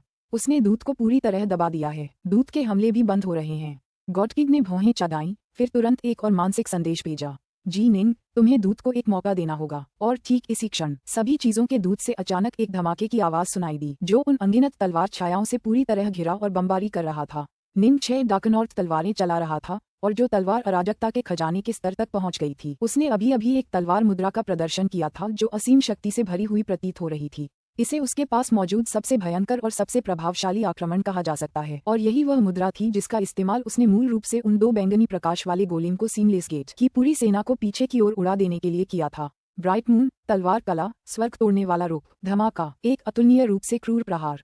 तलवार दूत के दाहिने घुटने के पिछले हिस्से पर जा लगी। उसकी शक्ति उस दिव्य कुल्हाड़ी जैसी थी जिसका इस्तेमाल पंगु ने स्वर्ग को धरती से अलग करने के लिए किया था। दूत का संतुलन बिगड़ गया और वह जमीन पर गिर पड़ा, जिससे एक जोरदार धमाका हुआ। दूत को गिराना वाकई बेहद मुश्किल था, क्योंकि उसके दोनों पैर बेहद शक्तिशाली और स्थिर थे। अगर उसे उड़ते हुए भी गिरा दिया जाए तो उसे जमीन पर गिराना बहुत मुश्किल होता। इस स्तर के कौशल के सभी विशेषज्ञ अपना संतुलन बनाए रखने और स्थिर रहने में बेहद कुशल थे। किसी का संतुलन बिगाड़ना बहुत ही मुश्किल था। निंग ने दूत पर जितने भी तलवार के वार किए थे वे बेकार लग रहे थे, लेकिन सच तो ये था कि वे दूत को असंतुलित रखने के लिए थे। अपनी तकनीक में पूरी बढ़त का फायदा उठाकर वह दूत को अस्थिर करने में कामयाब हो गया था, और फिर उसने हेवन ब्रेकर स्टांस से उसके घुटने के पिछले हिस्से पर वार किया और एक धमाके के साथ दूत जमीन पर गिर पड़ा। नहीं, दूत का नियंत्रक घबरा गया, लेकिन उसके विरोध का जवाब तलवार की रोशनी की एक भयंकर तेज धार से मिला जिसने दूत के 2 पंजों को तोड़ दिया, जिससे उन्हें प्रतिरोध करने का कोई मौका नहीं मिला। वाह! राहु निंग की 6 भुजाओं में से 4 भुजाएं तलवारें चला रही थीं। बाकी 2 भुजाएं एक रस्सी पकड़े हुए थीं जो काली रोशनी से चमक रही थी। रस्सी तेजी से दूत के शरीर के चारों ओर लिपट गई। दूत जमीन पर गिर पड़ा था और निंग के लगातार हमलों से उसकी भुजाएं पूरी तरह दब गई थीं। रस्सी ने तुरंत और पूरी तरह से दूत के चारों ओर घेरा बना लिया। कोई भी गोलेम, चाहे कितना भी शक्तिशाली क्यों न हो, पूरी तरह से बंध जाने के बाद कुछ भी नहीं कर पाएगा। हालांकि दूत ने जोरदार दहाड़ लगाई और संघर्ष करने की कोशिश की, फिर भी वह प्रोटोकॉस्मिक आत्मा रस्सी से मुक्त नहीं हो पाया। संपूर्ण युद्ध क्षेत्र में सभी लोग चुप हो गए, यहाँ तक कि 2 युद्धरत पंगु देवता भी, यहाँ तक कि नुवा गठबंधन की साथ मुस्कुराती हुई प्रमुख शक्तियाँ भी, यहाँ तक कि घबराया हुआ काले वस्त्रधारी देवराज भी, यहाँ तक कि राख जैसे चेहरे वाली दाउंडर शैतान हाथ भी। सभी चुप हो गए, सभी स्तब्ध थे। वे बस जो कुछ हुआ था उसे देखते रह गए। सभी चीजों का दूत, एक प्रोटोकॉस्मिक आत्मा रस्सी से कसकर बंधा हुआ था। वह एक जोंगजी, यह एक प्रकार का चीनी चिपचिपा चावल का केक है जिसे आमतौर पर केले के पत्तों में लपेटकर फिर धागे से बांधा जाता है, जैसा था जो जमीन पर गिर गया था। वह किसी भी तरह से आजाद नहीं हो पा रहा था। राहु निंग ने अपना सिर उठाया और निर्बाध गढ़ की ओर देखा। गढ़ की दीवारों के ऊपर खड़े काले वस्त्रधारी देवराज की ओर देखा। काले वस्त्रधारी देवराज चकित रह गया। डाउन द डेविल हैंड भी काफी चकित था। संपूर्ण युद्ध भूमि में उपस्थित सभी अमर और राक्षस चकित हो गए, यहाँ तक कि नुवा गठबंधन की 7 प्रमुख शक्तियां भी चकित थीं। पकड़ा गया, सभी चीजों का दूत पकड़ लिया गया था। यह एक अविश्वसनीय रूप से मूल्यवान और अनमोल सैन्य संपत्ति थी। अगर कोई दावफादर इसका नेतृत्व करता तो इसमें तुरंत ही जबरदस्त शक्तियां आ जाती। सीमलेस गेट ने प्रत्येक दूत को बनाने के लिए एक अथाह कीमत चुकाई थी। उन्होंने उनमें से एक को इस क्षेत्र युद्ध में भाग लेने के लिए इसलिए भेजा था क्योंकि यह एक अत्यंत महत्वपूर्ण दूत था। ठीक इसी क्षण राहु निंग के हाथ में अचानक एक नीले रंग की लौकी आ गई। उसका ढक्कन खींचकर खोला गया। अंदर आए। निंग ने धीरे से ये शब्द बुदबुदाए और एक फुसफुसाहट के साथ कसकर बंधा हुआ दूत जो जमीन पर पड़ा था एक छोटे आकार में बदल गया, फिर सीधे लौकी के मुंह में समा गया। तब निंग ने एक बार फिर लौकी को धीरे से डांट से बंद कर दिया। पुस्तक 21, अध्याय 19, युद्ध में पराजित। ऑल फाइंड दुनिया। एकांत पर्वत की चोटी पर लाल वस्त्रधारी, नीले बालों वाले सभी राक्षसों के स्वामी कमल मुद्रा में विराजमान थे। वे अनंत शून्य में देख रहे थे। उनकी दृष्टि हिरण शिकारी महालोक में हो रहे युद्ध पर केंद्रित थी। जी निंग, सभी राक्षसों के स्वामी ने धीरे से खुद से कहा। पहली बार उसने इस छोटी सी आकृति पर गौर से ध्यान दिया जिसकी उसने पहले कभी परवाह नहीं की थी। हमने खो दिया। यह महत्वपूर्ण लड़ाई हार गए हैं। हमने तो एक सर्वज्ञ दूत भी खो दिया है। सभी राक्षसों के स्वामी ने अपना सिर हिलाया। अचानक उसके बगल में एक आकृति प्रकट हुई। वह ग्रैंडमास्टर ब्लैकहेवन थे और उनके चेहरे पर एक अजीब सी घबराहट थी। गुरु, ब्लैकहेवन ने घबराहट में कहा, हमें दूत को वापस लेना होगा। हमने उन्हें बनाने में बहुत मेहनत की है और अब उनमें से एक चोरी हो गया है। अब हमारे पास एक कम है जबकि नुवा गठबंधन के पास एक ज्यादा है। इसका युद्ध पर बहुत बड़ा असर पड़ने वाला है। इसे वापस ले लो। कैसे? सभी राक्षसों के स्वामी ने ब्लैकहेवन को घूर कर देखा। ब्लैकहेवन स्तब्ध रह गया। इसे वापस लेने का कोई रास्ता नहीं है। हमने इसे एक क्षेत्र युद्ध के दौरान युद्ध में खो दिया है और तीनों लोगों में हर कोई इस युद्ध को देख रहा है। सभी प्रमुख शक्तियां, चाहे हमारी तरफ हों या नुवा गठबंधन की, इस युद्ध को देख रही हैं। अगर मैं कोई कदम उठाता हूं तो बहुत संभव है कि बाकी सभी प्रमुख शक्तियां भी कोई कदम उठाएंगी। नुवा गठबंधन हमें कोई मौका नहीं देगा। सभी राक्षसों का स्वामी बिल्कुल शांत था। लेकिन ब्लैकहेवन बिल्कुल परेशान था। अगर हम हार गए तो हार गए और हमें मानना चाहिए कि वे साफ जीत गए। सभी राक्षसों के स्वामी ने अपना सिर हिलाया। आदिकाल में नुवा गठबंधन होई को जन्म देने में सक्षम था। अब इसने डार्क नॉर्थ को जन्म दिया है। यही नियति है। क्या गॉडकीप के पास जी निंग के दाव साथी यूवेई की आत्मा नहीं है? क्या हम इसका इस्तेमाल जी निंग के साथ दूत के लिए व्यापार करने में नहीं कर सकते? ब्लैकहेवन ने तुरंत पूछा। असंभव। सभी राक्षसों के स्वामी ने अपना सिर हिलाया। दूत का स्वामित्व एक ऐसी चीज है जिसका समग्र युद्ध पर महत्वपूर्ण प्रभाव पड़ता है। यह ऐसा कुछ नहीं है जिसका निर्णय जी निंग स्वयं कर सके। अगर जी निंग इसे हमें देने को तैयार भी हो तो भी उसके गुरु सुभूति, सुइरेन, शेनोंग, ताओवादी 3 पवित्रताएं और बाकी लोग इसकी बिल्कुल अनुमति नहीं देंगे। सभी चीजों के दूध का खोना और पाना एक बहुत बड़ा प्रभाव डालता है। ठीक है, ब्लैक हेवन ने असहायता से सिर हिलाया। उसे ये स्वीकार करना ही पड़ा। जब दांव किसी एक पक्ष की युद्ध जीतने की संभावनाओं पर असर डालता है तो सभी व्यक्तिगत भावनाओं और संवेदनाओं को त्यागना ही पड़ता है। नुवा गठबंधन वास्तव में जीनिंग को इसे त्यागने की अनुमति नहीं देता। पवन राक्षस, अचानक एक स्वप्निल भूतिया आवाज गूंजी। सभी राक्षसों का स्वामी चौंक गया। उसके चारों ओर की धुंध एकत्रित होने लगी। धीरे धीरे एक मानव आकृति का निर्माण होने लगा जिसने एक साधारण ग्रे वस्त्र पहन रखा था। तुम हमेशा की तरह दूर और अलग थलग ही रहो। दूसर वस्त्रधारी व्यक्ति की आवाज बेजान और क्षणिक थी। युद्ध लड़ना, लड़ाई शब्द में ही कुंजी है। हर मौके के लिए लड़ो, तभी तुम्हें अंतिम विजेता बनने का मौका मिलेगा। सभी राक्षसों के स्वामी ने अपने सामने खड़ी आकृति को घूरा। उस राजा को जिसने कभी पूरे निर्बाध अराजकता जगत को एक कर दिया था। वह जो शक्ति में मानुवा के समकक्ष था और जो स्वयं विश्वदेव बनने से बस एक कदम दूर था। बहुत दिनों बाद मिले। डेमन हार्ट, सभी राक्षसों के स्वामी ने धीरे से कहा। हिरण शिकार दुनिया। जब निंग ने लॉकी को बाहर निकाला और सर्व देवता को चूस लिया तो पूरा युद्ध क्षेत्र मानो मौत के समान शांत हो गया। सीमलेस गेट की सेनाओं में अब लड़ने की कोई इच्छा नहीं बची थी। हम हार गए। डाउंटर डेविलहैंड की आंखों में अफसोस के भाव थे। ऐसा कैसे हो सकता है? कैसे हो सकता है? ये जीनिंग, काले वस्त्र पहने गॉडकिंग ने दांत पीस लिए। यह एक निर्णायक लड़ाई थी और हम असल में जीनिंग की वजह से हार गए। काले वस्त्रधारी गॉडकिंग सचमुच इस नतीजे को स्वीकार नहीं कर पा रहा था। वह सभी युद्धों की योजना बनाने वाला था और वह पूरे सीमलेस गेट का नामात्र का मुखिया भी था। जीनिंग एक मोहरे से ज्यादा कुछ नहीं था जिसकी उसे कभी परवाह ही नहीं थी। निकालना, तुरंत वापस ले लो, लड़ते रहने की कोशिश मत करो। डाउंडर डेविलहैंड ने तुरंत अपनी सभी सेनाओं को मानसिक आदेश भेजा तथा अपनी सेना के बचे हुए हिस्से को तुरंत पीछे हटने का आदेश दिया। इस युद्ध का परिणाम स्पष्ट रूप से निर्धारित हो चुका था। सभी चीजों के दूत को जीनिंग ने बंदी बना लिया था। अगर जीनिंग अब इस युद्ध में भाग नहीं भी लेती तो भी वे 2 पंगु देवता नुवा गठबंधन की विशाल सेना द्वारा समर्थित होने पर सीमलेस गेट के बचे हुए सैनिकों को पूरी तरह से नष्ट करने के लिए पर्याप्त शक्तिशाली होते। हम हार गए। काले वस्त्र पहने गॉडकिंग ने अपनी आंखें बंद कर लीं और मन ही मन बुदबुदाया। अचानक उसने अपनी आंखें खोलीं। उसकी आंखें बर्फ की तरह ठंडी थीं। वह राहु निंग को घूर रहा था और जी निंग भी उसे घूर रही थी। हम, काले वस्त्रधारी देवराज ने ठंडी हंसी, फिर हाथ हिलाया जिससे उसके भीतर एक अर्ध पारदर्शी आकृति प्रकट हुई। ये यूवेई की आत्मा थी। काले वस्त्रधारी युवती यूवेई हैरानी से अपने आसपास के वातावरण को देख रही थी। निंग का शरीर कांप उठा। वह सीमलेस सिटाडेल की दीवारों के ऊपर उस अर्ध पारदर्शी आकृति को एकटक देखता रहा। यही वह व्यक्ति था जिसके बारे में वह दिन रात सोचता रहता था। वरिष्ठ प्रशिक्षु बहन, विशालकाय वीर दानवदेव वहीं खड़ा अपने आप से बुदबुदा रहा था। यूवेई ने भी निंग को देखा। उसने उसकी तरफ बोलने के लिए अपना मुंह खोला और हालांकि कोई आवाज नहीं निकली, निंग उसके होंठ पढ़ पाया। जूनियर प्रशिक्षु भाई, यूवेई निंग को देख रहा था। मैंने तुमसे कहा था कि अगर तुमने मेरी बात नहीं मानी तो मैं उसे मार डालूंगा। मैंने तुमसे कहा था कि मैं उसकी आत्मा को चकनाचूर कर दूंगा और उसकी सच्ची आत्मा को बुझा दूंगा। काले वस्त्रधारी गॉडकिंग ने अपना विशाल हाथ अर्ध पारदर्शी यूवेई के चारों ओर कस लिया और उसकी आवाज आकाश में गूंज उठी।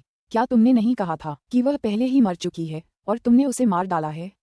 हाँ, तो चलो मैं उसे सचमुच मरने दूं। नहीं, निंग ने अपना हाथ बढ़ाया मानो कुछ कहने ही वाला हो, लेकिन काले वस्त्रधारी गॉडकिंग ने अपनी मुट्ठी कसकर भींच ली। ऐसा करते ही यूवेई की अर्ध पारदर्शी परछाई निंग को घूरने लगी। उसके होंठ आखिरी बार हिले। अपना ख्याल रखना। Bright moon. धमाका। उसकी आत्मा लुप्त हो गई और उसकी सच्ची आत्मा प्रकाश की एक अंतिम किरण के साथ टिमटिमा उठी। इससे पहले कि वह भी विघटित हो जाए, पिघलकर शून्य में विलीन हो जाए। निंग वहां हाथ फैलाए भावशून्य सा खड़ा रहा। दर्द, उसके पूरे शरीर में एकाएक हृदय विदारक दर्द भर गया, मानो एक अंतहीन लहर ने उसे निगल लिया हो, उसे अपनी लहर में डुबो दिया हो। उसकी पत्नी, वह मर चुकी थी। वह सचमुच मर चुकी थी। तुमने अपनी बेटी को बहुत अच्छी तरह छुपा रखा है।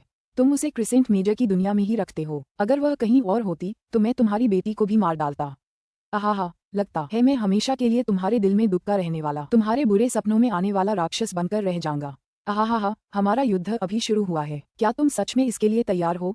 तुम्हारी बेटी भी भविष्य में मरेगी। वह भी मरेगी। आहा। काले वस्त्रधारी देवराज पागलपन से हंसा। निंग वहीं खड़ा रहा, बिल्कुल भी नहीं हिला। नुवा गठबंधन की सेना अपने दुश्मनों का पीछा कर रही थी, लेकिन सबकी नजर निंग पर भी थी। वह वहां खड़ा था। चारों ओर शक्ति का ऐसा आभामंडल था जो मानो पूरे आकाश में व्याप्त था, और फिर भी वह थोड़ा कमजोर और कमजोर सा लग रहा था।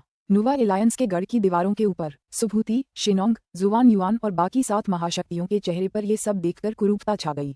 हालांकि वे कुछ नहीं कर सकते थे। अगर वे हस्तक्षेप करने की कोशिश भी करते तो भी यूवेई को बचा पाना उनके लिए संभव नहीं था, क्योंकि यूवेई की नाजुक, कमजोर आत्मा को देवराज ने एक पल में ही आसानी से मिटा दिया था। जी निंग, सुभूति ने अपना सिर घुमाया और काले वस्त्र पहने दूसरे निंग की ओर देखा जो उसके पीछे खड़ा था। उसने धीरे से कहा, ये युद्ध है। युद्ध के मैदान में कई स्वर्ग के देवता और सच्चे देवताओं और दैवीय पिताओं के कई शिष्य, कई परिवार के सदस्य और प्रियजन नष्ट हो जाएंगे। और ये तो बस शुरुआत है। भविष्य में अगर हमारा पक्ष युद्ध हार गया तो हम सभी प्रमुख शक्तियां नष्ट हो जाएंगी। बाकियों की तो बात ही छोड़िए, युद्ध का यही स्वभाव है। जुआन युआन ने भी सांत्वना भरे स्वर में कहा। वे और कुछ नहीं कह सके। युद्ध का यही असली स्वरूप था। आंख के बदले आंख, दांत के बदले दांत, खून के बदले खून। कोई भी पक्ष अपनी पुरानी दोस्ती पर दया या परवाह नहीं करेगा। वे अपने दुश्मनों को कमजोर करने के लिए हर संभव हथकंडा अपनाएंगे। जी निंग को प्यार की बहुत परवाह थी, इसलिए यूवेई की आत्मा को चकनाचूर करना और उसकी सच्ची आत्मा को नष्ट करना एक ऐसा काम था जो हमेशा के लिए उसके दिल में एक कांटा चुभ जाएगा। ये पूरी तरह संभव था कि भविष्य में ये कांटा एक विनाशकारी, विस्मयकारी परिणाम दे। काले वस्त्र पहने निंग वहीं खड़ा रहा। उसकी आंखें लाल थीं। उसकी लाल आंखों से आंसू बह रहे थे। आहा। काले वस्त्र पहने निंग ने अपना सिर उठाया और जोर से हंसा। उसकी आंखों से आंसू तुरंत गायब हो गए। आहा। दूर स्थित राहु निंग की विशाल आकृति ने भी हंसने के लिए अपना सिर उठाया। उसकी हंसी से आकाश हिल गया और पृथ्वी कांप उठी। उसकी हंसी सुनकर दिल दहल जाता था। उसकी हंसी में छिपी पीड़ा और उन्मादी घृणा को हर कोई सुन सकता था। घृणा की असीम अनंत मात्रा। लेकिन निर्बाध गढ़ की दूर दीवारों पर खड़े काले वस्त्रधारी गॉडकिंग को इसकी जरा भी परवाह नहीं थी। वह बस ठंडी मुस्कान दे रहा था। जितनी ज्यादा तुम घृणा करोगे उतना ही अच्छा होगा। जितनी ज्यादा तुम घृणा करोगे उतना ही ज्यादा तुम्हारे दाव हृदय पर असर होगा। और अगर असर काफी गहरा होगा तो तुम्हारे लिए और आगे बढ़ना मुश्किल हो जाएगा। हंसी लगातार गूंजती रही और फिर अचानक बंद हो गई। राहु निंग ने अपना सिर नीचे कर लिया। उसने तलवारें अपने हाथों में कस लीं, फिर धीमी आवाज में खुद से बुदबुदाया, वरिष्ठ प्रशिक्षु बहन, मुझे माफ करना। ब्राइट मून, मैं उसका ध्यान रखूंगा। राहु निंग ने अपना सिर उठाकर निर्बाध गढ़ की दीवारों और देवराजा को घूरा। वह मन ही मन बुदबुदाया, और उस देवराजा को मैं उसे खुद मार डालूंगा और उसकी आत्मा तुम्हें अर्पित कर दूंगा। युद्ध के मैदान में नुवा गठबंधन के सभी सदस्य, खासकर स्वर्ग के देवता और सच्चे अमर देवता जो निंग के करीबी थे और उसे भाई मानते थे, चिंता से उसे घूर रहे थे। सुभूति भी चिंता से उसे घूर रहा था। राहु निंग की हंसी थम गई थी और फिर वह आगे बढ़ गया। मार डालो। बिजली का एक काला सांप अचानक चमक उठा जो सीमलेस गेट की भागती हुई सेना की ओर बढ़ रहा था। सीमलेस गेट की सेनाएं रणनीतिक रूप से पीछे हट रही थीं, भागते हुए दो पंगु देवताओं को रोक रही थीं। और अब अचानक एक काला बिजली सांप उनके बीच घुस आया था। वूश, तलवार की रोशनी चमक उठी, खून छिड़का। अमर और राक्षस देवता अनगिनत संख्या में मारे गए। क्या उनके राहु देवता 9 सींग वाले बिजली के सर्प से बचने की तकनीक का इस्तेमाल भी कर सकते हैं? काले वस्त्रधारी देवराज का चेहरा पूरी तरह बदल गया। 9 सींग वाले बिजली के सर्प तकनीक में राहु देवता का इस्तेमाल करने का मतलब था कि जी निंग राहु देवता की शक्ति पर पूरी तरह नियंत्रण रख पा रही थी, उसे किसी भी तरह बाहर नहीं जाने दे रही थी। इसका मतलब था कि जी निंग राहु देवता की पूरी संभावित शक्ति को नियंत्रित करने में सक्षम थी। डाउन द डेविल हैंड का चेहरा भी बदल गया और उसने तुरंत एक उन्मत्त मानसिक आदेश जारी किया, अपनी इच्छा से पीछे हटो, इच्छानुसार पीछे हटें। इसका मतलब था किसी और चीज या दूसरों की चिंता करने की कोई जरूरत नहीं थी। सभी को अपनी जान बचाने के लिए जो भी तरीका और साधन उपलब्ध हो उसका इस्तेमाल करके भागना था। किसी को सहयोग करने की जरूरत नहीं थी, किसी के साथ काम करने की जरूरत नहीं थी। ऐसा कोई तरीका नहीं था जिससे वे राहु निंग के सामने संगठित रूप से पीछे हट पाते, जो अपनी 9 हॉर्न लाइटनिंग सर्प तकनीक से प्रकाश की गति से उनका नरसंहार कर रहा था। पुस्तक 21 अध्याय 20 पर्दा गिरता है। भाग जाना। चलो चलें, जल्दी भागो, अलग हो जाओ और अलग अलग दिशाओं में भाग जाओ। जैसे ही दैवीय शक्ति के दानव ने आदेश दिया, सीमलेस गेट की पूरी सेना अनगिनत अलग अलग आकृतियों में बिखर गई। यहाँ तक कि अनंत देवता, सीमलेस अनंत संरचनाएं और जुड़वां क्षेत्र के आपदा ड्रैगन की जीवन और मृत्यु संरचनाएं भी स्वेच्छा से अपने अपने घटक रूपों में बिखर गईं। स्वर्ग के देवताओं और सच्चे अमरों ने अन्य दिव्य अमरों और मुक्त अमरों को अपनी निजी संपत्ति खजाने में खींच लिया और फिर हर संभव दिशा में बेतहाशा भागने लगे। पूरा युद्ध क्षेत्र अमर और दुष्ट देवताओं के अनगिनत घने समूहों से भरा हुआ था। अमर और दुष्ट देवता भागते हुए बहुत ज्यादा थे, इसलिए नुवा गठबंधन ने स्वेच्छा से अपनी संरचनाओं को तितर बितर करने की हिम्मत नहीं की। हा, कमबख्त सीमलेस गेट बुरी तरह डर गया है। फेयो, चलो एक छोटी सी प्रतियोगिता करते हैं और देखते हैं कि हम में से कौन ज्यादा एम्पायरियन देवताओं और सच्चे अमरों को मार सकता है। ठीक है, चलो। 7 ग्रहों के अनेक देवता हर दिशा में आक्रमण कर रहे थे और अपने सामने खड़े सभी लोगों का वध कर रहे थे। जहाँ तक दूरस्थ असंख्य अमर आर्मागेडन संरचनाओं का प्रश्न था, उन्होंने लगातार लंबी दूरी से हमले शुरू कर दिए। मूल रूप से उन्हें युद्ध के मैदान में सहायक भूमिका निभाने के लिए बनाया गया था, लेकिन जब उनका उपयोग स्वर्ग के देवताओं और सच्चे अमरों के विरुद्ध किया गया तो वे वास्तव में वध के साधन बन गए। आखिरकार उनके हर प्रहार में एक दावफादर की शक्ति थी। धमाका, धमाका। पूरा युद्ध क्षेत्र धमाकों की आवाज से गूंज उठा। नुवा गठबंधन की सेना ने उन्मत्त नरसंहार शुरू कर दिया और जितना हो सके उतने लोगों को मारने की पूरी कोशिश की। आखिरकार आज वे जितने ज्यादा लोगों को मारेंगे, भविष्य में उन्हें उतना ही कम सामना करना पड़ेगा। और बिना किसी संदेह के इस क्षेत्र में सबसे भयानक व्यक्ति राहु निंग था, जो बिजली के काले सर्प के रूप में घूमता था। राहु निंग की तलवार 3 लाख मीटर से भी ज्यादा लंबी हो गई थी। उसकी 6 विशाल तलवारें हर दिशा में फैल गईं, और जिस भी क्षेत्र से वह गुजरा वहां दुश्मन सेना का सफाया हो गया, जिससे सीमलेस गेट के सैनिकों के दिलों में दहशत फैल गई। हा डार्क नॉर्थ, तुम्हारा दाव साथी भी हमारे जैसे ही मृत्यु स्थल पर है। इसके लायक है डार्क नॉर्थ, हम अपनी यात्रा के अगले चरण पर चलेंगे और तुम भी ज्यादा दिन जीवित नहीं रहोगे। मारे गए स्वर्ग के देवता और सच्चे अमर सभी ने वध होते समय भयंकर गालियां दी। हालांकि राहु निंग ने उन्हें बर्फीले सन्नाटे में मार डाला। उसे इन साधारण स्वर्ग के देवताओं और सीमलेस गेट के सच्चे अमर देवताओं से कोई खास नफरत नहीं थी। हालांकि ये युद्ध था और वे गलत पक्ष में थे। अगर उसने उनका सफाया नहीं किया तो वे नुवा गठबंधन का सफाया कर देंगे। उसके पास और कोई चारा नहीं था।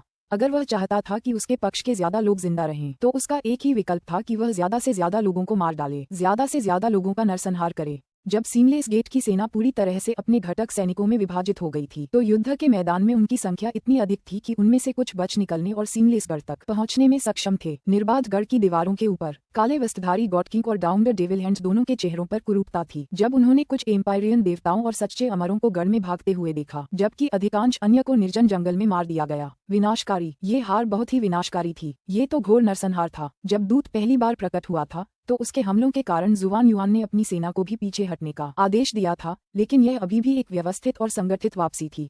लेकिन इस बार सीमलेस गेट की पूरी सेना पूरी तरह से ध्वस्त हो गई थी, जिससे डाउन द डेविल हैंड को उन्हें अपनी इच्छानुसार पीछे हटने का आदेश जारी करना पड़ा। ये सब जी निंग की वजह से है, डाउन द डेविल हैंड ने कर्कश स्वर में कहा। जी निंग ने ही सीमलेस इन्फिनिटी फॉर्मेशन को तुरंत चकनाचूर कर दिया था, एक इन्फिनिटी गॉड का वध किया था और फिर सीमलेस गेट के हथियार सभी चीजों के दूत पर कब्जा कर लिया था। और फिर राहु निंग राहु रूप में रहते हुए 9 हॉर्न लाइटनिंग सर्प तकनीक का इस्तेमाल करने में कामयाब हो गया था। इस तकनीक की शक्ति को देखते हुए जिस तेजी से उसने अपने दुश्मनों का पीछा किया और उन्हें मारा, वह वाकई बहुत भयानक थी। धिक्कार है। काले वस्त्रधारी गॉड किंग की आंखों में ठंडी रोशनी चमक उठी। समय रेत की तरह धीरे धीरे बहता हुआ प्रतीत हो रहा था, एक एक कण नीचे गिर रहा था। युद्ध के मैदान में बड़ी संख्या में एम्पायरियन देवताओं और सच्चे अमरों का नरसंहार किया गया। केवल कभी कभार भागने वाले ही निर्बाध गढ़ में वापस आ पाए। फिर अंततः युद्ध का मैदान एक बार फिर शांत हो गया। युद्ध के मैदान में अब कोई भी जीवित एम्पायरियन देवता या सीमलेस गेट का सच्चा अमर नहीं बचा था। निर्बाध गढ़ की दीवारों के नीचे विशाल रक्तपिपासु राहु निंग काले वस्त्रधारी गॉड किंग की ओर घूर रहा था। उसकी आंखों में हड्डियां कंपा देने वाली हत्या की नीयत थी। जी निंग सचमुच निर्बाध गढ़ पर हमला करके गॉड किंग से युद्ध करना चाहता था, लेकिन उसने देखा कि down the devil hand God king के बगल में खड़ा था। डाउन द डेविल हैंड एक भयानक आकृति थी जो वास्तव में आदिम युग के अंत वाले युद्ध के दौरान कुछ समय के लिए स्वयं मानुवा से युद्ध करने में सक्षम थी। अगर वह सचमुच हमला करना चाहता तो डाउन द डेविल हैंड के पास शायद हमला करने और संभवतः एक ही हथेली के वार से उसे मार डालने का पर्याप्त बहाना होगा। अभी भी उसके पास इतनी शक्ति नहीं थी कि वह तीनों लोगों के सबसे सर्वोच्च व्यक्तियों के विरुद्ध लड़ सके। निर्बाध गढ़ की सेनाएं पीड़ा और क्रोध से भरी हुई थीं, लेकिन नुवा गठबंधन का महल खुशी की आवाज से भरा हुआ था। दीवारों के ऊपर बैठी 7 प्रमुख शक्तियां हंस रही थीं। हम जीत गए। एक बार दाऊवादी 3 पवित्रताओं के चेहरे पर एक बड़ी मुस्कान थी जब उन्होंने अपनी दाढ़ी को सहलाया। जब डार्क नॉर्थ ने उसे 1 महीना देने को कहा तो उसके पास सचमुच अपनी बात को पुष्ट करने की शक्ति थी। वह यूं ही बकवास नहीं कर रहा था। भगवान तथागत बुद्ध हंसे। वह राहु संरचना के माध्यम से वास्तव में ऐसी अद्भुत शक्ति प्रकट करने में सक्षम था। मैंने देखा कि वह 9 हॉर्न लाइटनिंग फॉर्मेशन का उपयोग करते हुए अपने राहु देवता को नियंत्रित करने में सक्षम था। ऐसा लगता है कि उसने इसकी सारी शक्ति पर नियंत्रण कर लिया होगा और इसे बाहर जाने से रोक दिया होगा। हाँ, फूक्सी ने सिर हिलाया, फिर उत्सुकता से हंसी। मुझे सच में आश्चर्य है कि जी निंग ने ये कैसे किया। शायद इसका अंडमान झील से कुछ लेना देना है। अंडमान झील? भगवान तथागत ने भी सिर हिलाया। अंडमान झील से लौटने के बाद से जुमिंग लगभग हमेशा एकांत ध्यान में लीन रहता है। वह शायद ही कभी बाहर आता है, लेकिन इतना शक्तिशाली है कि मुझे भी उसकी असली ताकत का अंदाजा नहीं है। उसकी तरह जी निंग भी अपनी शक्ति से अंडमान झील से निकला था। उसे जरूर कोई विशेष पुरस्कार मिला होगा। सबसे अधिक संभावना यही होगा। प्रमुख शक्तियां आपस में कुछ देर तक बातें करती रहीं। अंडमान झील उनके दिल में एक रहस्यमयी जगह थी और एक बार उन्होंने वहां घुसने की हर संभव कोशिश की थी, लेकिन नाकाम रहे थे। चूंकि काले वस्त्र पहने निंग उनके बगल में ही था, ज्यादा दूर नहीं, इसलिए वह प्रमुख शक्तियों के बीच चल रही बातचीत साफ सुन पा रहा था। दरअसल कुछ प्रमुख शक्तियों ने निंग के चेहरे पर चुपके से नजर डाली। हालांकि जाहिर है जी निंग किसी भी बात पर चर्चा करने के मूड में नहीं था। यूवेई की मौत के बाद वह जिस उन्मादी पीड़ा और क्रोध में डूबा था, उससे उबरना उसके लिए बेहद मुश्किल हो रहा था। हमारे सैनिकों को वापस बुलाओ, पीले सम्राट जुआन युआन ने आदेश दिया। निर्बाध गढ़, सब खत्म हो गया। देव माता शैतान हाथ का चेहरा पीला और पीला पड़ गया था। जिंदगी में पहली बार उसे इतनी बुरी हार का सामना करना पड़ा था। 2000 से ज्यादा स्वर्ग के देवता और सच्चे अमर आखिरकार 200 से भी कम बचे। काले वस्त्रधारी गॉड किंग एक पल के लिए चुप रहे, फिर खुद को रोक न पाए और पूछा, आंटी मास्टर, जीनिंग इतना शक्तिशाली कैसे हो सकता है? मुझे समझ नहीं आ रहा। क्या ये संभव है कि वह पहले से ही एक दावफादर है, लेकिन अपनी आभा को छिपाए हुए है और इस तरह एक स्वर्ग के देवता होने का ढोंग कर रहा है?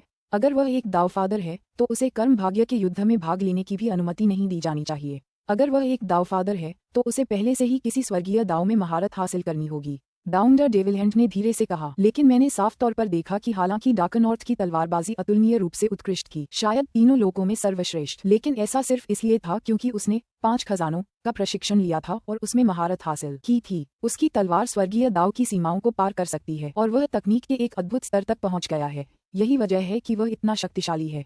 हालांकि मुझे उसकी तलवारबाजी में स्वर्गीय दाव का कोई निशान नहीं मिल रहा है।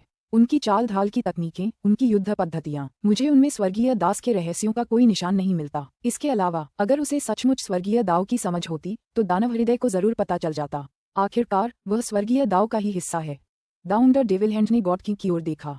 दानव हृदय तुम्हारा स्वामी है। काले वस्त्रधारी देवराज दंग रह गए। धीरे से, अनिच्छा से उन्होंने अपना सिर हिलाया।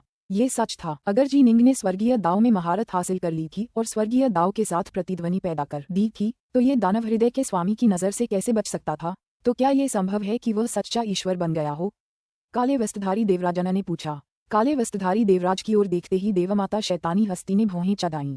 राहु संरचना अनगिनत दिव्य अमर और मुक्त अमर को नियंत्रित करने के लिए अमर ऊर्जा का उपयोग करती है और उनकी शक्ति का उपयोग स्वर्ग और पृथ्वी की विशाल प्राकृतिक ऊर्जा को बुलाने और नियंत्रित करने के लिए करती है। भले ही वह एक सच्चा देवता हो, अगर उसके पास केवल उसकी शक्तिशाली दिव्य शक्ति हो तो भी वह संरचना में बेकार होगी। एक सच्चा देवता भी राहु संरचना से ऐसी शक्ति प्राप्त करने में सक्षम नहीं होगा। क्या तुम्हें इतनी बुनियादी बात भी समझ नहीं आती? डांट खाकर काले वस्त्रधारी देवराज ने अपना सिर नीचे कर लिया। वह इसे स्वीकार ही नहीं कर सका। सचमुच वह स्वीकार ही नहीं कर सका। एक मोहरा जिसकी उसने कोई कद्र नहीं की थी, युद्ध के लिए उनकी पूरी योजना को बर्बाद कर चुका था। तो फिर हमें क्या करना चाहिए? काले वस्त्रधारी देवराज ने कहा। दूत को पकड़ लिया गया है।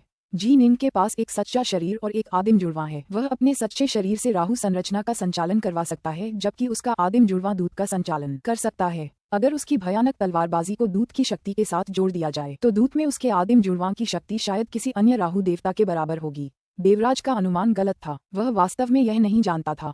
जीनिंग में एक दावपिता की अमर ऊर्जा थी। अगर वह अपनी दावपिता स्तर की ऊर्जा का उपयोग सभी चीजों के एक दूत को आदेश देने और अपनी भयानक तलवारबाजी दिखाने के लिए करे, तो वह दूत की पूरी शक्ति का उपयोग कर सकता था, जिसकी शक्ति का स्तर उन दूतों के बराबर था जो इतने वर्षों पहले सभी चीजों के स्वामी के अधीन थे।